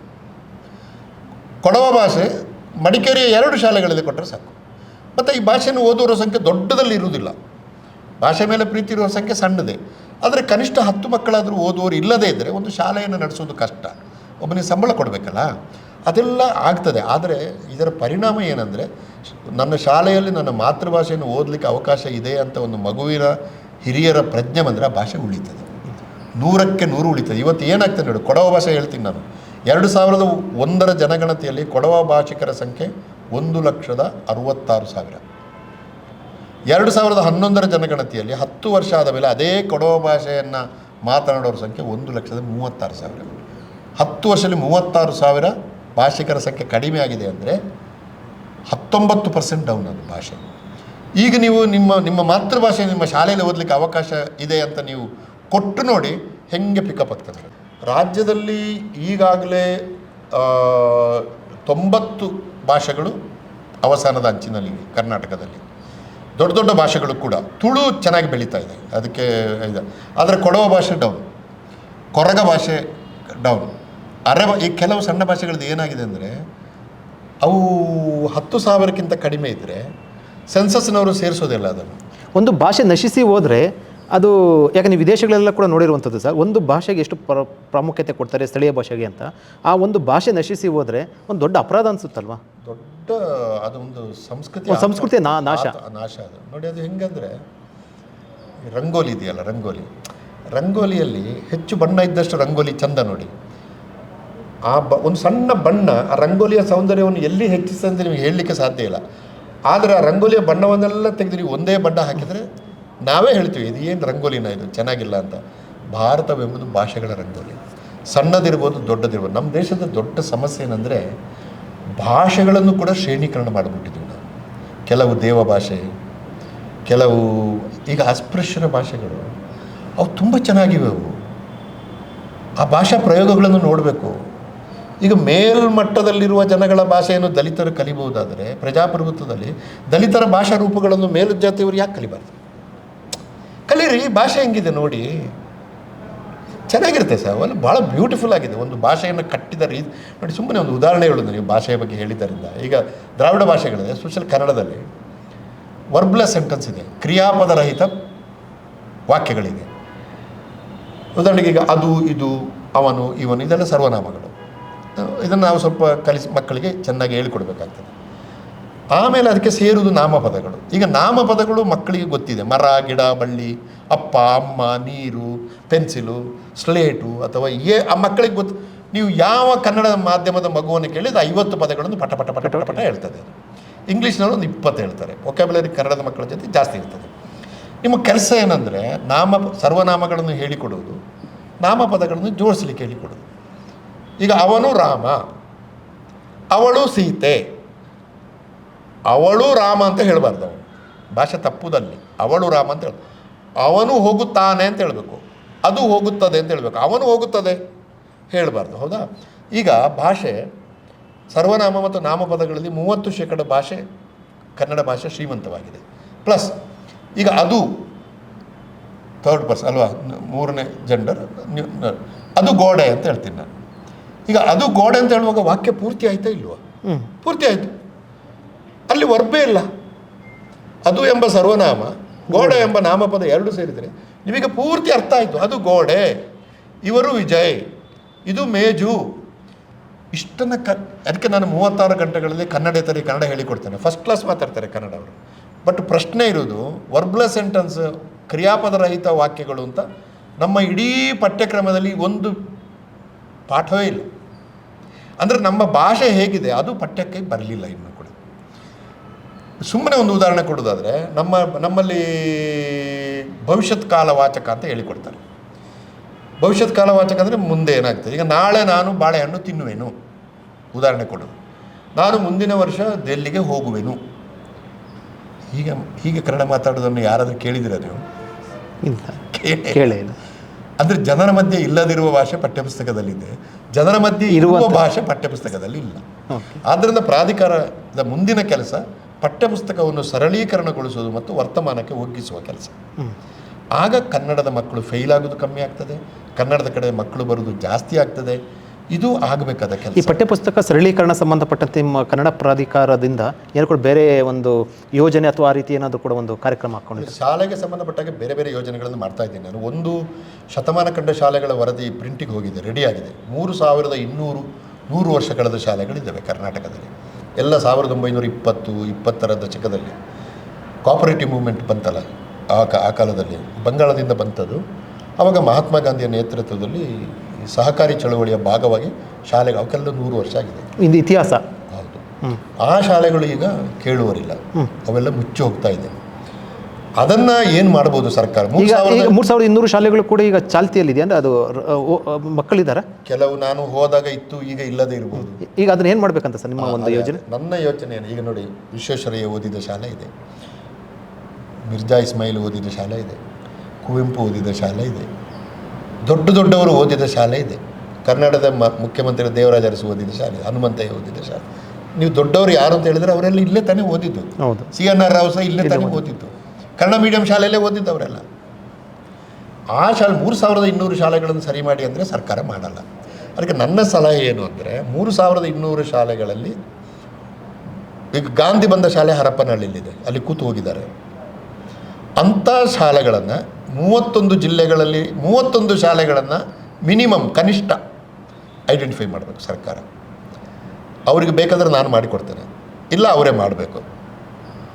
ಅದು ಸಾಂಸ್ಕೃತಿಕವಾಗಿ ನಾಡನ್ನು ಬೆಳೆಸಿದ ಮಹನೀಯರ ಹೆಸರು. ದಕ್ಷಿಣ ಕನ್ನಡ ಜಿಲ್ಲೆಗೆ ಹೋದರೆ ಕಾರ್ನಾಡ್ ಸದಾಶಿವರಾಯರ ಹೆಸರು ಹೇಳ್ತೀನಿ ನಾನು, ಇಲ್ಲ ಶಿವರಾಮ ಕಾರಂತರ ಹೆಸರು ಹೇಳ್ತೀನಿ. ಶಿವಮೊಗ್ಗಕ್ಕೆ ಹೋದರೆ ಕುವೆಂಪು ಹೆಸರು ಹೇಳ್ತೀನಿ, GS ರುದ್ರಪ್ಪನ ಹೆಸರು ಹೇಳ್ತೀನಿ, ಸಾರೆಕೊಪ್ಪ ಬಂಗಾರಪ್ಪನ ಹೆಸರು ಬೇಕಾದರೆ ಹೇಳ್ತೀನಿ, ನನಗೇನು ಬೇಜಾರಿಲ್ಲ. ಸಾಮಾಜಿಕ ನ್ಯಾಯಕ್ಕೆ ಹೋರಾಟ ಶಾಂತವೇರಿ ಗೋಪಾಲಗೌಡರು ಈ ಥರ. ಈಗ ಆ 31 ಶಾಲೆಗಳನ್ನು ಸರ್ಕಾರ, ಅದಕ್ಕೆ ಹೆಚ್ಚು ದುಡ್ಡು ಬೇಡ, ಮ್ಯಾಕ್ಸಿಮಮ್ ಅಂದರೆ 31 ಕೋಟಿ. ಈಗ 4,50,000 ಕೋಟಿ ಬಜೆಟ್ ಪ್ರೆಸೆಂಟ್ ಮಾಡುವ ಸರ್ಕಾರಕ್ಕೆ ಪಾರಂಪರಿಕ ಶಾಲೆಗಳಾಗಿ 31 ಕೋಟಿ ಕೊಡಲಿಕ್ಕೆ ಕಷ್ಟ ಆಗಬಾರ್ದು ಎಂಬುದು ನನ್ನ ಒತ್ತಾಯ ಸರ್ಕಾರಕ್ಕೆ. ಅಥವಾ ಇನಿಷಿಯಲಿ ನಿಮಗೆ 31 ಕೋಟಿ ಕೊಡಲಿಕ್ಕೆ ಆಗಲಿಲ್ಲ ಅಂದರೆ 15 ಕೋಟಿ ಕೊಡಿ ಸಾಕು. ಒಂದು ಶಾಲೆಗೆ 50 ಲಕ್ಷದಾಗೆ ಕೊಡಿ. ಆವಾಗ ಏನು ಮಾಡ್ತಾರೆ, ಗಾಂಧಿ ಬಂದ ಶಾಲೆಯನ್ನು ನಾನು ಪಾರಂಪರಿಕ ಶಾಲೆಯಾಗಿ ಕನ್ವರ್ಟ್ ಮಾಡ್ತೇನೆ. ಕನ್ವರ್ಟ್ ಮಾಡಿ ಅಲ್ಲಿ ಒಂದು ಕೋಣೆಯಲ್ಲಿ ಗಾಂಧಿ ರೂಮ್ ಅಂತ ಮಾಡ್ತೇನೆ, ಗಾಂಧಿ ಕೊಠಡಿ ಅಂತ ಮಾಡಿ, ಗಾಂಧಿಯ ಫೋಟೋ ಇರ್ತದೆ, ಗಾಂಧಿಯ ಪುಸ್ತಕಗಳಿರ್ತವೆ, ಗಾಂಧಿಯ ಒಂದು ಸಣ್ಣ ಸಿನಿಮಾ ಇರ್ತದೆ, ಗಾಂಧಿಗೆ ಸಂಬಂಧಪಟ್ಟದ್ದು. ಶಾಂತವೇರಿ ಗೋಪಾಲಗೌಡರು ಅಂದರೆ ಅವ್ರದ್ದು ಒಂದು ಇರ್ತದೆ. ಈ ಥರ ಯಾರು ಮಹನೀಯರು ಅಂತ ನಾವು ಏನು ಹೇಳ್ತೀವೋ ಆ ಮಹನೀಯರ ನೆನಪಿದ್ರೆ ಆ ಶಾಲೆಗೆ ಹೋಗುವ ಮಗುವಿಗೆ ಕುವೆಂಪು ಓದಿದ ಶಾಲೆ ಕಣೆಯ, ನಾನು ಅಲ್ಲಿ ಓದ್ತಾ ಇದ್ದೀನಿ ಎಂಬ ಭಾವ ಬಂದರೆ ಅಷ್ಟರ ಮಟ್ಟಿಗೆ ಪರಂಪರೆ ಟ್ರಾನ್ಸ್ಫರ್ ಆಗ್ತದೆ. ನೀವು ವರದಿ ಕೊಟ್ಟಿದ್ದೀರಿ ಸರ್? ಅದು ರೆಡಿ ಆಗ್ತಾ ಇದೆ, ಅಂದರೆ ಪ್ರಿಂಟಿಗೆ ಹೋಗಿದೆ, ಇನ್ನೊಂದು 4-5 ದಿವಸದಲ್ಲಿ ಬರುತ್ತೆ. ಇದರ ಮಧ್ಯೆ 3200 ಶಾಲೆಗಳು ನೀವು ಪಾರಂಪರಿಕ ಒಂದು 100 ವರ್ಷ ಇತಿಹಾಸ ಅಂತ, ಅದರ ಜೊತೆಗೆ ಈಗ ಒಂದಷ್ಟು ಶಾಲೆಗಳನ್ನು ಮರ್ಜ್ ಮಾಡಿ ಕನ್ನಡ ಶಾಲೆಗಳನ್ನು ಕ್ಲೋಸ್ ಮಾಡುವಂತಹ ಒಂದಷ್ಟು ಚರ್ಚೆಗಳಾಗ್ತಾ ಇರುವಂಥದ್ದು ತಮ್ಮ ಗಮನಕ್ಕೆ ಬಂದಿದೆ. ಇದ್ರ ಬಗ್ಗೆ ತಮ್ಮ ಒಪಿನಿಯನ್? ಗಮನಕ್ಕೆ ಬಂದಿದೆ. ಅದು ನಾನು ಅದನ್ನು ಹೆಚ್ಚು, ಯಾಕಂದ್ರೆ ನನ್ನ ಅವಧಿ ಮುಗಿತಾ ಬಂದಿದೆ, ಹಾಗಾಗಿ ನಾನು ಅದನ್ನು ಹೆಚ್ಚು ತಲೆಗೆ ತೆಕ್ಕೊಳ್ಳಿಲ್ಲ. ಆದರೆ ಅದಕ್ಕೆ 2 ಮುಖ ಇದೆ ಸರ್. ಒಂದು ನೋಡಿ, ಕರ್ನಾಟಕದ ಜನಸಂಖ್ಯೆ ಇವತ್ತು, ನಾನು ಮೊನ್ನೆ ಈಗ ಹೇಳಿದ್ದಕ್ಕೆ ಯಾರೋ ಬೈದರು ನನಗೆ, ನೀನು ಕನ್ನಡ ಶಾಲೆಗೆ ವಿರೋಧ, ನೀನು ಆಗ ಹೀಗೆ ಅಂತ. ಬಟ್ ನಿಮಗೆ ಹೇಳ್ತಿದ್ದೆ 2 ಮಜಲುಗಳು ನೋಡಬೇಕಾಗುತ್ತೆ. ಹೌದು. ಈಗ 1.6 ನಮ್ಮ ಜನನ ಸಂಖ್ಯೆ 1.6. 1970ರಲ್ಲಿ 60ರಲ್ಲಿ ನಾನು ಶಾಲೆಗೆ ಓದಿದಾಗ ಕರ್ನಾಟಕದ 3 ಇತ್ತದು. ಈಗ ಉದಾಹರಣೆ ನಾನು ಹೋಗ್ತಿದ್ದಂಥ ಶಾಲೆಯಲ್ಲಿ 250 ಮಕ್ಕಳಿದ್ದರು. ಈಗ ಮೊನ್ನೆ ಹೋಗಿದ್ದೆ ನಾನು, ಒಂದು ವಾರದ ಹಿಂದೆ ಹೋದೆ, ಆ ಶಾಲೆ 40 ಮಕ್ಕಳಿದ್ದಾರೆ. ಆ ಊರಿಂದ ನನ್ನ ಉದಾಹರಣೆ ಕೊಡ್ತೇನೆ. ನನ್ನ ಅಜ್ಜನಿಗೆ 12 ಮಕ್ಕಳಿದ್ದರು, ಅದೇ ಶಾಲೆಯಲ್ಲಿ ಓದಿದರು. ನನ್ನ ಅಪ್ಪನಿಗೆ 4 ಮಕ್ಕಳು, ಕಡಿಮೆ ಮಾಡಿಕೊಂಡರು ಅವರು. ನನ್ನ ಮಗ ಅಲ್ಲಿ ಓದಲೇ ಇಲ್ಲ. ಈಗ ಶಾಲೆಗೆ ಹೋಗುವ ಮಕ್ಕಳ ಸಂಖ್ಯೆ ಕಡಿಮೆ ಆಗ್ತದಾ ಇಲ್ವಾ? ಸೊ ಜಾಗತಿಕವಾಗಿ ಮತ್ತು ರಾಷ್ಟ್ರೀಯವಾಗಿ ಮತ್ತು ರಾಜ್ಯದ ಮಟ್ಟದಲ್ಲಿ ಜನಸಂಖ್ಯೆ ಕಡಿಮೆ ಆಗ್ತಾ ಇದ್ದಾಗ 70-80ರಲ್ಲಿ ಬಹಳ ಉದಾರವಾಗಿ ಕಟ್ಟಿದ ಶಾಲೆಗಳಿಗೆ ತುಂಬಿಸಲಿಕ್ಕೆ ಎಲ್ಲಿಂದ ಕರ್ಕೊಂಡ್ಬರ್ತೀರಿ ನೀವು? ಈ ಮೈಗ್ರೇಷನ್ ಈಗ ಜಾಸ್ತಿ ಆಗಿದೆ. ಅದು ಬೆಂಗಳೂರಲ್ಲಿ, ಎಲ್ಲ ಕಡೆ ಇಲ್ಲ. ಕೋಗಿಲಿನಲ್ಲಿ ಈಗ ಅವರೊಂದು ಕಟ್ಟಡ ಕಟ್ಟಲಿಕ್ಕೆ ಬರ್ತಾರೆ. ಕಟ್ಟಡ ಕಟ್ಟಲಿಕ್ಕೆ ಬಂದಾಗ ಒಂದು ಮಗುವನ್ನು ಅಲ್ಲಿ ಶಾಲೆಗೆ ಸೇರಿಸ್ತಾರೆ, ಕನ್ನಡ ಶಾಲೆಗೆ ಸೇರಿಸ್ತಾರೆ, ಸರ್ಕಾರಿ ಶಾಲೆಗೆ ಸೇರಿಸ್ತಾರೆ. ಮಕ್ಕಳು ಕನ್ನಡ ಕೂಡ ಚೆನ್ನಾಗಿ, ಬಿಹಾರಿ ಮಕ್ಕಳು ಚೆಂದ ಕನ್ನಡ ಮಾತಾಡ್ತಾರೆ. ಆದರೆ 6 ತಿಂಗಳಲ್ಲಿ ಕಟ್ಟಡ ಮುಗೀತದೆ. ಆಗ ಅವನೇನು ಮಾಡ್ತಾನೆ, ಹೆಂಡತಿ ಮಕ್ಕಳನ್ನು ಕಟ್ಕೊಂಡು RR ನಗರಕ್ಕೆ ಹೋಗ್ತಾನೆ. ಮಗುವಿನ ಶಾಲೆ ಬಿಟ್ಟೋಯ್ತು. ಅವ ಪುನಃ 1 ವರ್ಷ ಕಾಯಬೇಕು ಅಲ್ಲಿ. ಅದಕ್ಕೆ ನಾನು ಶಿಕ್ಷಣ ಮಂತ್ರಿಗಳಿಗೆ ಏನು ಹೇಳ್ತಿದ್ದೀನಿ ಅಂದರೆ, ಅವರಿಗೊಂದು ಎಂಟ್ರಿ ಕಾರ್ಡ್ ಕೊಡಿ. ಅವ ಇಲ್ಲಿ ಫೀಸ್ ಕಟ್ಟಲಿ, ಸೇರಲಿ. ಒಂದು 6 ತಿಂಗಳಾದ ಮೇಲೆ ಮೈಗ್ರೇಟ್ರಿ ಮಕ್ಕಳು ಬೇರೆ ಒಂದು ಊರಿನಲ್ಲಿ ಅವನ ಅಪ್ಪ ಬಿಲ್ಡಿಂಗ್ ಕಟ್ಟಿದ್ದಾನೆ, ಅಲ್ಲಿರುವ ಶಾಲೆಯಲ್ಲಿ ಅವನಿಗೆ ಎಂಟ್ರಿ ಸಿಗಬೇಕು. ಪಠ್ಯಕ್ರಮ ಸುಮಾರಾಗಿ ಒಂದೇ ಥರ ಇರ್ತದೆ ಎಲ್ಲ ಕಡೆ. ಹೇಳಿಕೊಡುವ ಕ್ರಮ ಕೂಡ ಈ ತಿಂಗಳಲ್ಲಿ ಇಷ್ಟು, ಈ ತಿಂಗಳಲ್ಲಿ ಇಷ್ಟು, ಸ್ವಲ್ಪ ಹೆಚ್ಚು ಕಮ್ಮಿ ಆಗ್ತದೆ, ಆದರೂ ಮಕ್ಕಳು ಅದರಿಂದ ಅಡ್ಜಸ್ಟ್ ಮಾಡುವುದು. ಆ ಥರ ನೀವು ತೇಲುವ ತರಗತಿಗಳನ್ನು ಈಗ ಮಾಡಿಕೊಳ್ಬೇಕು. ನೀವು ಜನಸಂಖ್ಯೆ ತೇಲುತ್ತಾ ಇರುವುದರಿಂದ ಈಗ ಹೈಯರ್ ಎಜುಕೇಷನಲ್ಲಿ ಬಂದಿದೆ. ಈ ಮರ್ಜ್ ಮಾಡುವಂಥ ಶಾಲೆಗಳು, ಅದಕ್ಕೆ ತಮ್ಮ ಒಂದು ಸಮ್ಮತಿ ಇದೆಯಾ?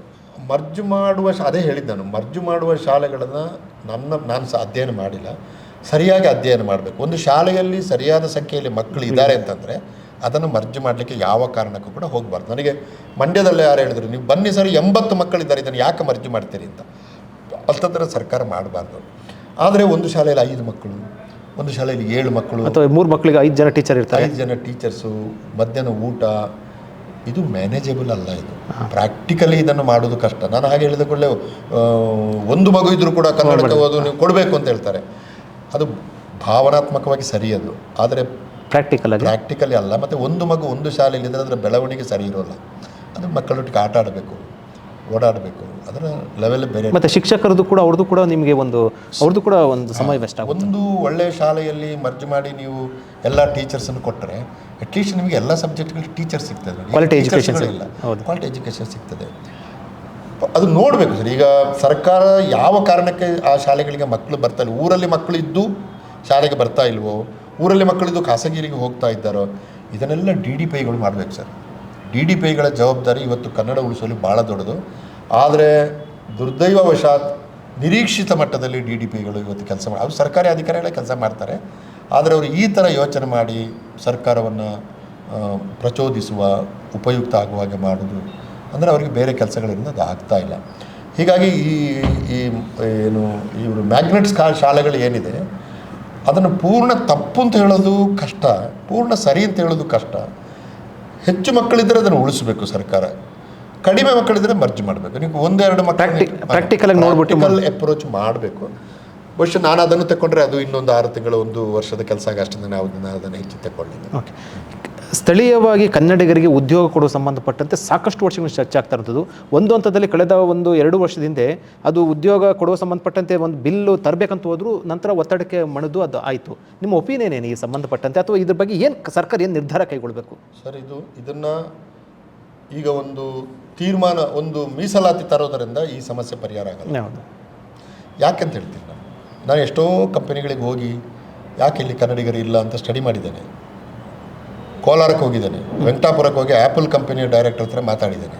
ಇಲ್ಲಿ ನೀವು ಕಂಪನಿ 250 ಎಕರೆ ಜಾಗ ಕೊಟ್ಟಿದೆ ಸರ್ಕಾರ, ಎಷ್ಟು ಜನ ಕನ್ನಡಿಗರಿಗೆ ಜಾಬ್ ಸಿಗ್ತದೆ ಅಂತ ನಾನು ಕೇಳಿದ್ದೇನೆ. ಈಗ ನಮ್ಮ ಮಾನ್ಯ ಸಚಿವರು MB ಪಾಟೀಲ್ರು 10 ಲಕ್ಷ ಕೋಟಿ ಬೆಂಗಳೂರಿಗೆ ಬರ್ತದೆ ಅಂತಂದು. 10 ಲಕ್ಷ ಕೋಟಿ ಅಂದರೆ ಕರ್ನಾಟಕ ಸರ್ಕಾರದ 3 ವರ್ಷದ ಬಜೆಟ್. ದೊಡ್ಡ ಹಣ ಅದು. ದೊಡ್ಡ ಹಣ ಬರುವಾಗ ಎಷ್ಟು ಜಾಬ್ ಕ್ರಿಯೇಟ್ ಆಗ್ತದೆ ಹೇಳ್ತಾರೆ, ಜಾಬ್ ಕ್ರಿಯೇಟ್ ಆಗ್ತದೆ ಅಂತ. ಯಾರೂ ಕೂಡ ಎಷ್ಟು ಜಾಬ್ ಕ್ರಿಯೇಟ್ ಆಗ್ತದೆ ಅಂತ ನನಗೆ ಇಷ್ಟರೊಳಗೆ ಹೇಳಲಿಲ್ಲ. ಕ್ರಿಯೇಟ್ ಆಗೋದು ಹೌದು, ಕಂಪನಿ ಸಸ್ಟೈನ್ ಆಗಬೇಕಾದ್ರೆ ಜಾಬ್. ಈಗ ನೀವೊಂದು ಹೊಸ ಚಾನಲ್ ಶುರು ಮಾಡಿದರೆ ಒಂದಷ್ಟು ಜನ ಕೆಲಸ ಸಿಗ್ತದೆ, ಬಟ್ ಎಷ್ಟು ಜನ ಬೇಕು, ಎಷ್ಟು ಜನ ಕ್ರಿಯೇಟ್ ಆಗ್ತದೆ ಅಂತ ಗೊತ್ತಾಗಲ್ಲ. ಹಾಗಾಗಿ 10 ಲಕ್ಷ ಕೋಟಿ ಬಂದಾಗ ಈಗ AI ಬಂದಿದೆ, ರಿಕ್ರೂಟ್ಮೆಂಟೇ ಕಡಿಮೆ ಆಗಿದೆ, ಹೊಡ್ತಾ ಬೀಳ್ತಾ ಇದೆ. ಹಾಗಾಗಿ ಅದು ಬಿಡಿ, ಅದು ಇನ್ನೊಂದು ಸಮಸ್ಯೆ. ಬಟ್ ನಾನು ಹೇಳುವ ಮುಖ್ಯ ಸಮಸ್ಯೆ ಏನು ಅಂದರೆ, ಇವತ್ತು ಬೆಂಗಳೂರನ್ನು ಉದಾಹರಣೆಯಾಗಿ ತೆಕ್ಕೊಂಡು ನಾನು ಹೇಳಿದ್ರೆ, ಇಲ್ಲಿಗೆ ಬರುವಂಥ ಇನ್ವೆಸ್ಟ್ಮೆಂಟು ಇಂಟರ್ನ್ಯಾಷನಲ್ ಇನ್ವೆಸ್ಟ್ಮೆಂಟ್ ಅದು, ಮತ್ತು ಆ ಇನ್ವೆಸ್ಟ್ಮೆಂಟು ಎಷ್ಟೋ ಜಾಬ್ ಕ್ರಿಯೇಟ್ ಮಾಡ್ತದೆ. ಅದರ ಸಂಖ್ಯೆ ನಮಗೆ ಗೊತ್ತಿಲ್ಲದಿದ್ದರೂ 100 ಆದರೂ ಇಟ್ಟುಕೊಳ್ಳಿ. ಆ 100 ಜನ ನಿರೀಕ್ಷೆ ಮಾಡುವ ಆ ಕಂಪನಿಯಲ್ಲಿ ಕೆಲಸ ಸಿಗಬೇಕಾದ್ರೆ ಯಾವ ಸ್ಕಿಲ್ಗಳು ಬೇಕು ಅವನಿಗೆ ಎಂಬುದನ್ನು ಸರ್ಕಾರ ಅರ್ಥ ಮಾಡಿಕೊಂಡು ಆ ಸ್ಕಿಲ್ಗಳನ್ನು ನಮ್ಮ ಶೈಕ್ಷಣಿಕ ಸಂಸ್ಥೆಗಳು ಕೊಡುವ ಹಾಗೆ ಒಪ್ಪಂದ ಆಗಬೇಕು. ನೀವು ಇಲ್ಲಿ ಹಳೆ ಕರಿಕ್ಯುಲಮ್ ಇಟ್ಟುಕೊಂಡು ಸ್ಕಿಲ್ ಡೆವಲಪ್ ಮಾಡೋದು, ನಿಮ್ಮ ಸ್ಕಿಲ್ ಅಲ್ಲಿಗೆ ಪ್ರಯೋಜನಕ್ಕೆ ಬರುವುದಿಲ್ಲ. ಆ ಸ್ಕಿಲ್ ಇದ್ದರೆ ಕೂಡ ನಾವು ಜಾಬ್ ಕೊಡ್ತೀನಿ ಅಂತ ಹೇಳ್ತಾರೆ ಅವರು.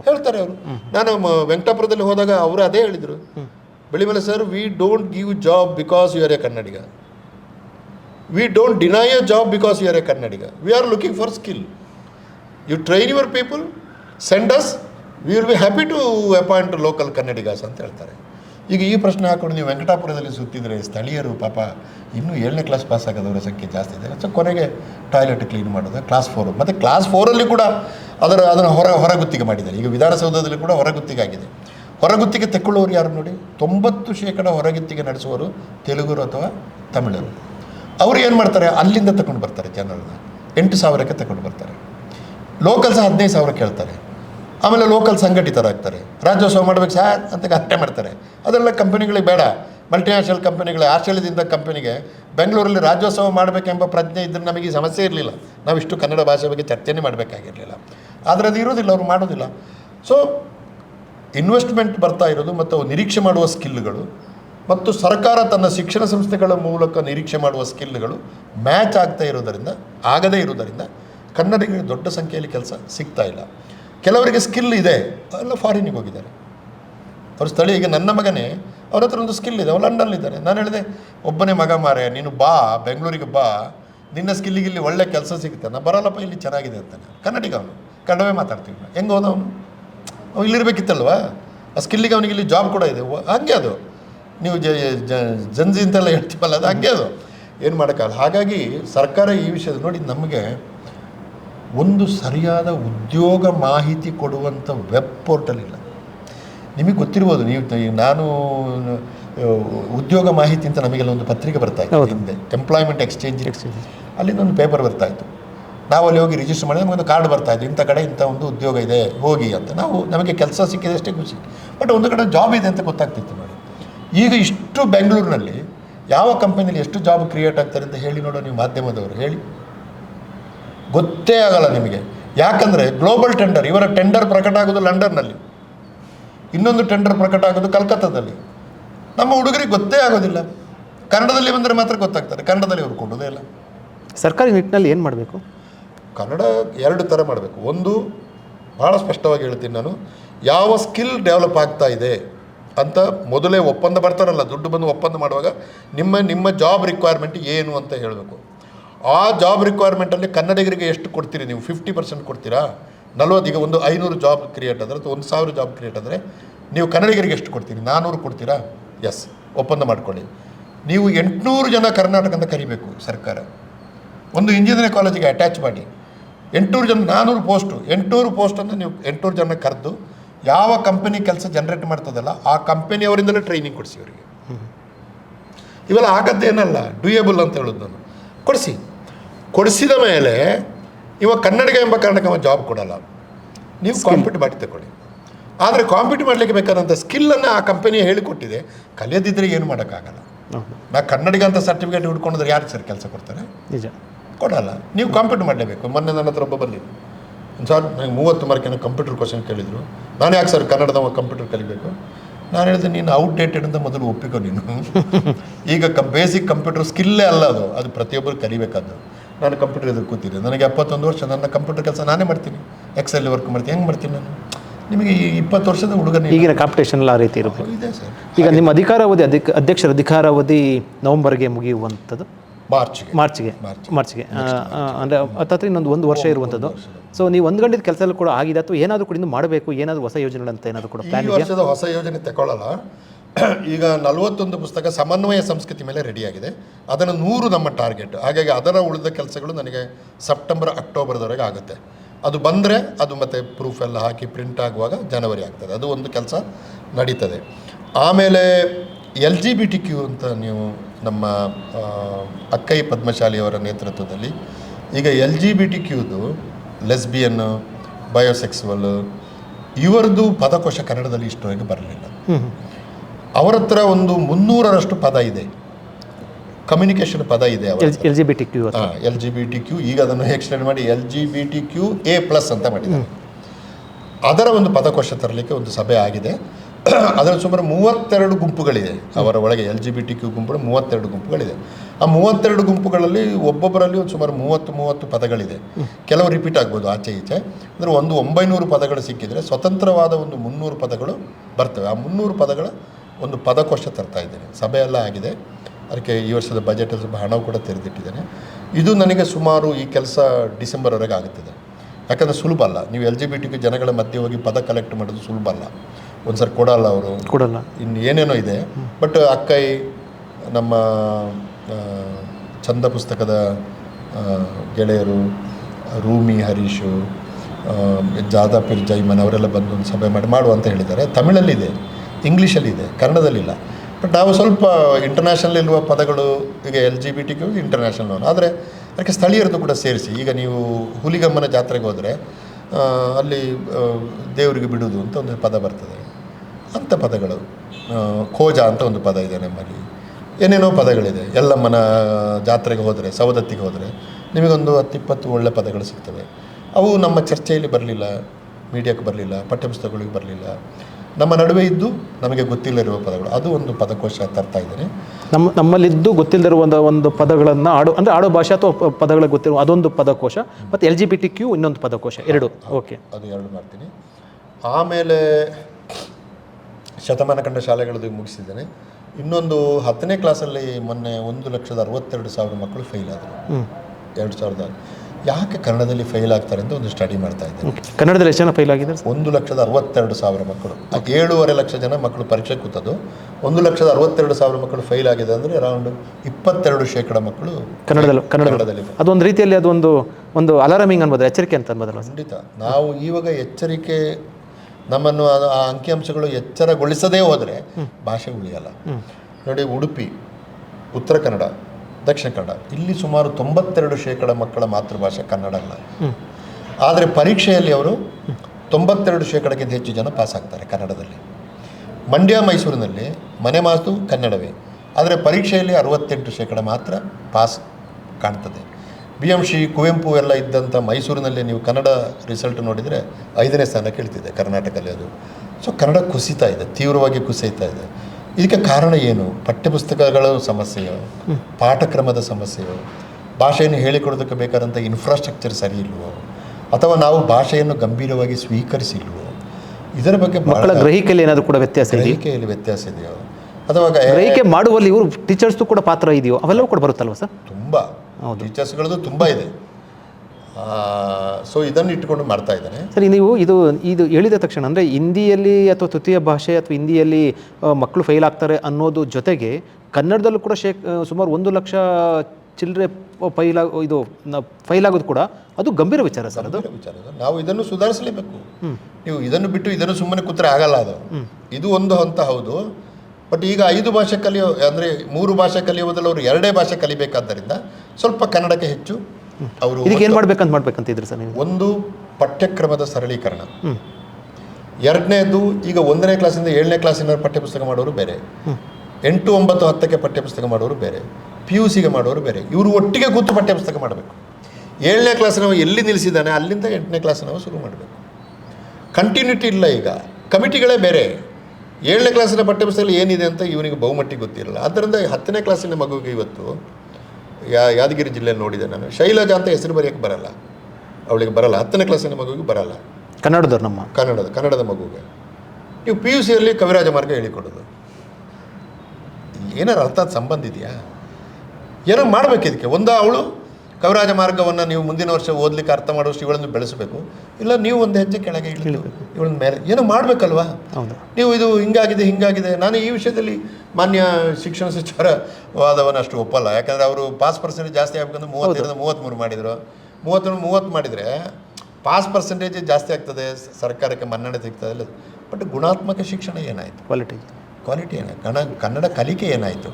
ಸೊ ಇದು ಒಂದು ನಾಳೆ ಕಷ್ಟ ಆಗುತ್ತೆ 33 ಬಿಟ್ಟು 30 ಮಾಡಿದ್ರು ಮಾಡ್ಬೋದು. ಅಂದರೆ ಈ ರೀತಿ ನೀವು ಅದನ್ನೇ ಮಾನದಂಡ ತೆಗೆದುಕೊಂಡು ಹೋದಾದರೆ ನೀವು ಪರೀಕ್ಷೆನೇ ತೆಗೆದಾಕಿದ್ರೆ 100ಕ್ಕೆ 100% ಬಂತಲ್ಲ. ಹೌದಾ?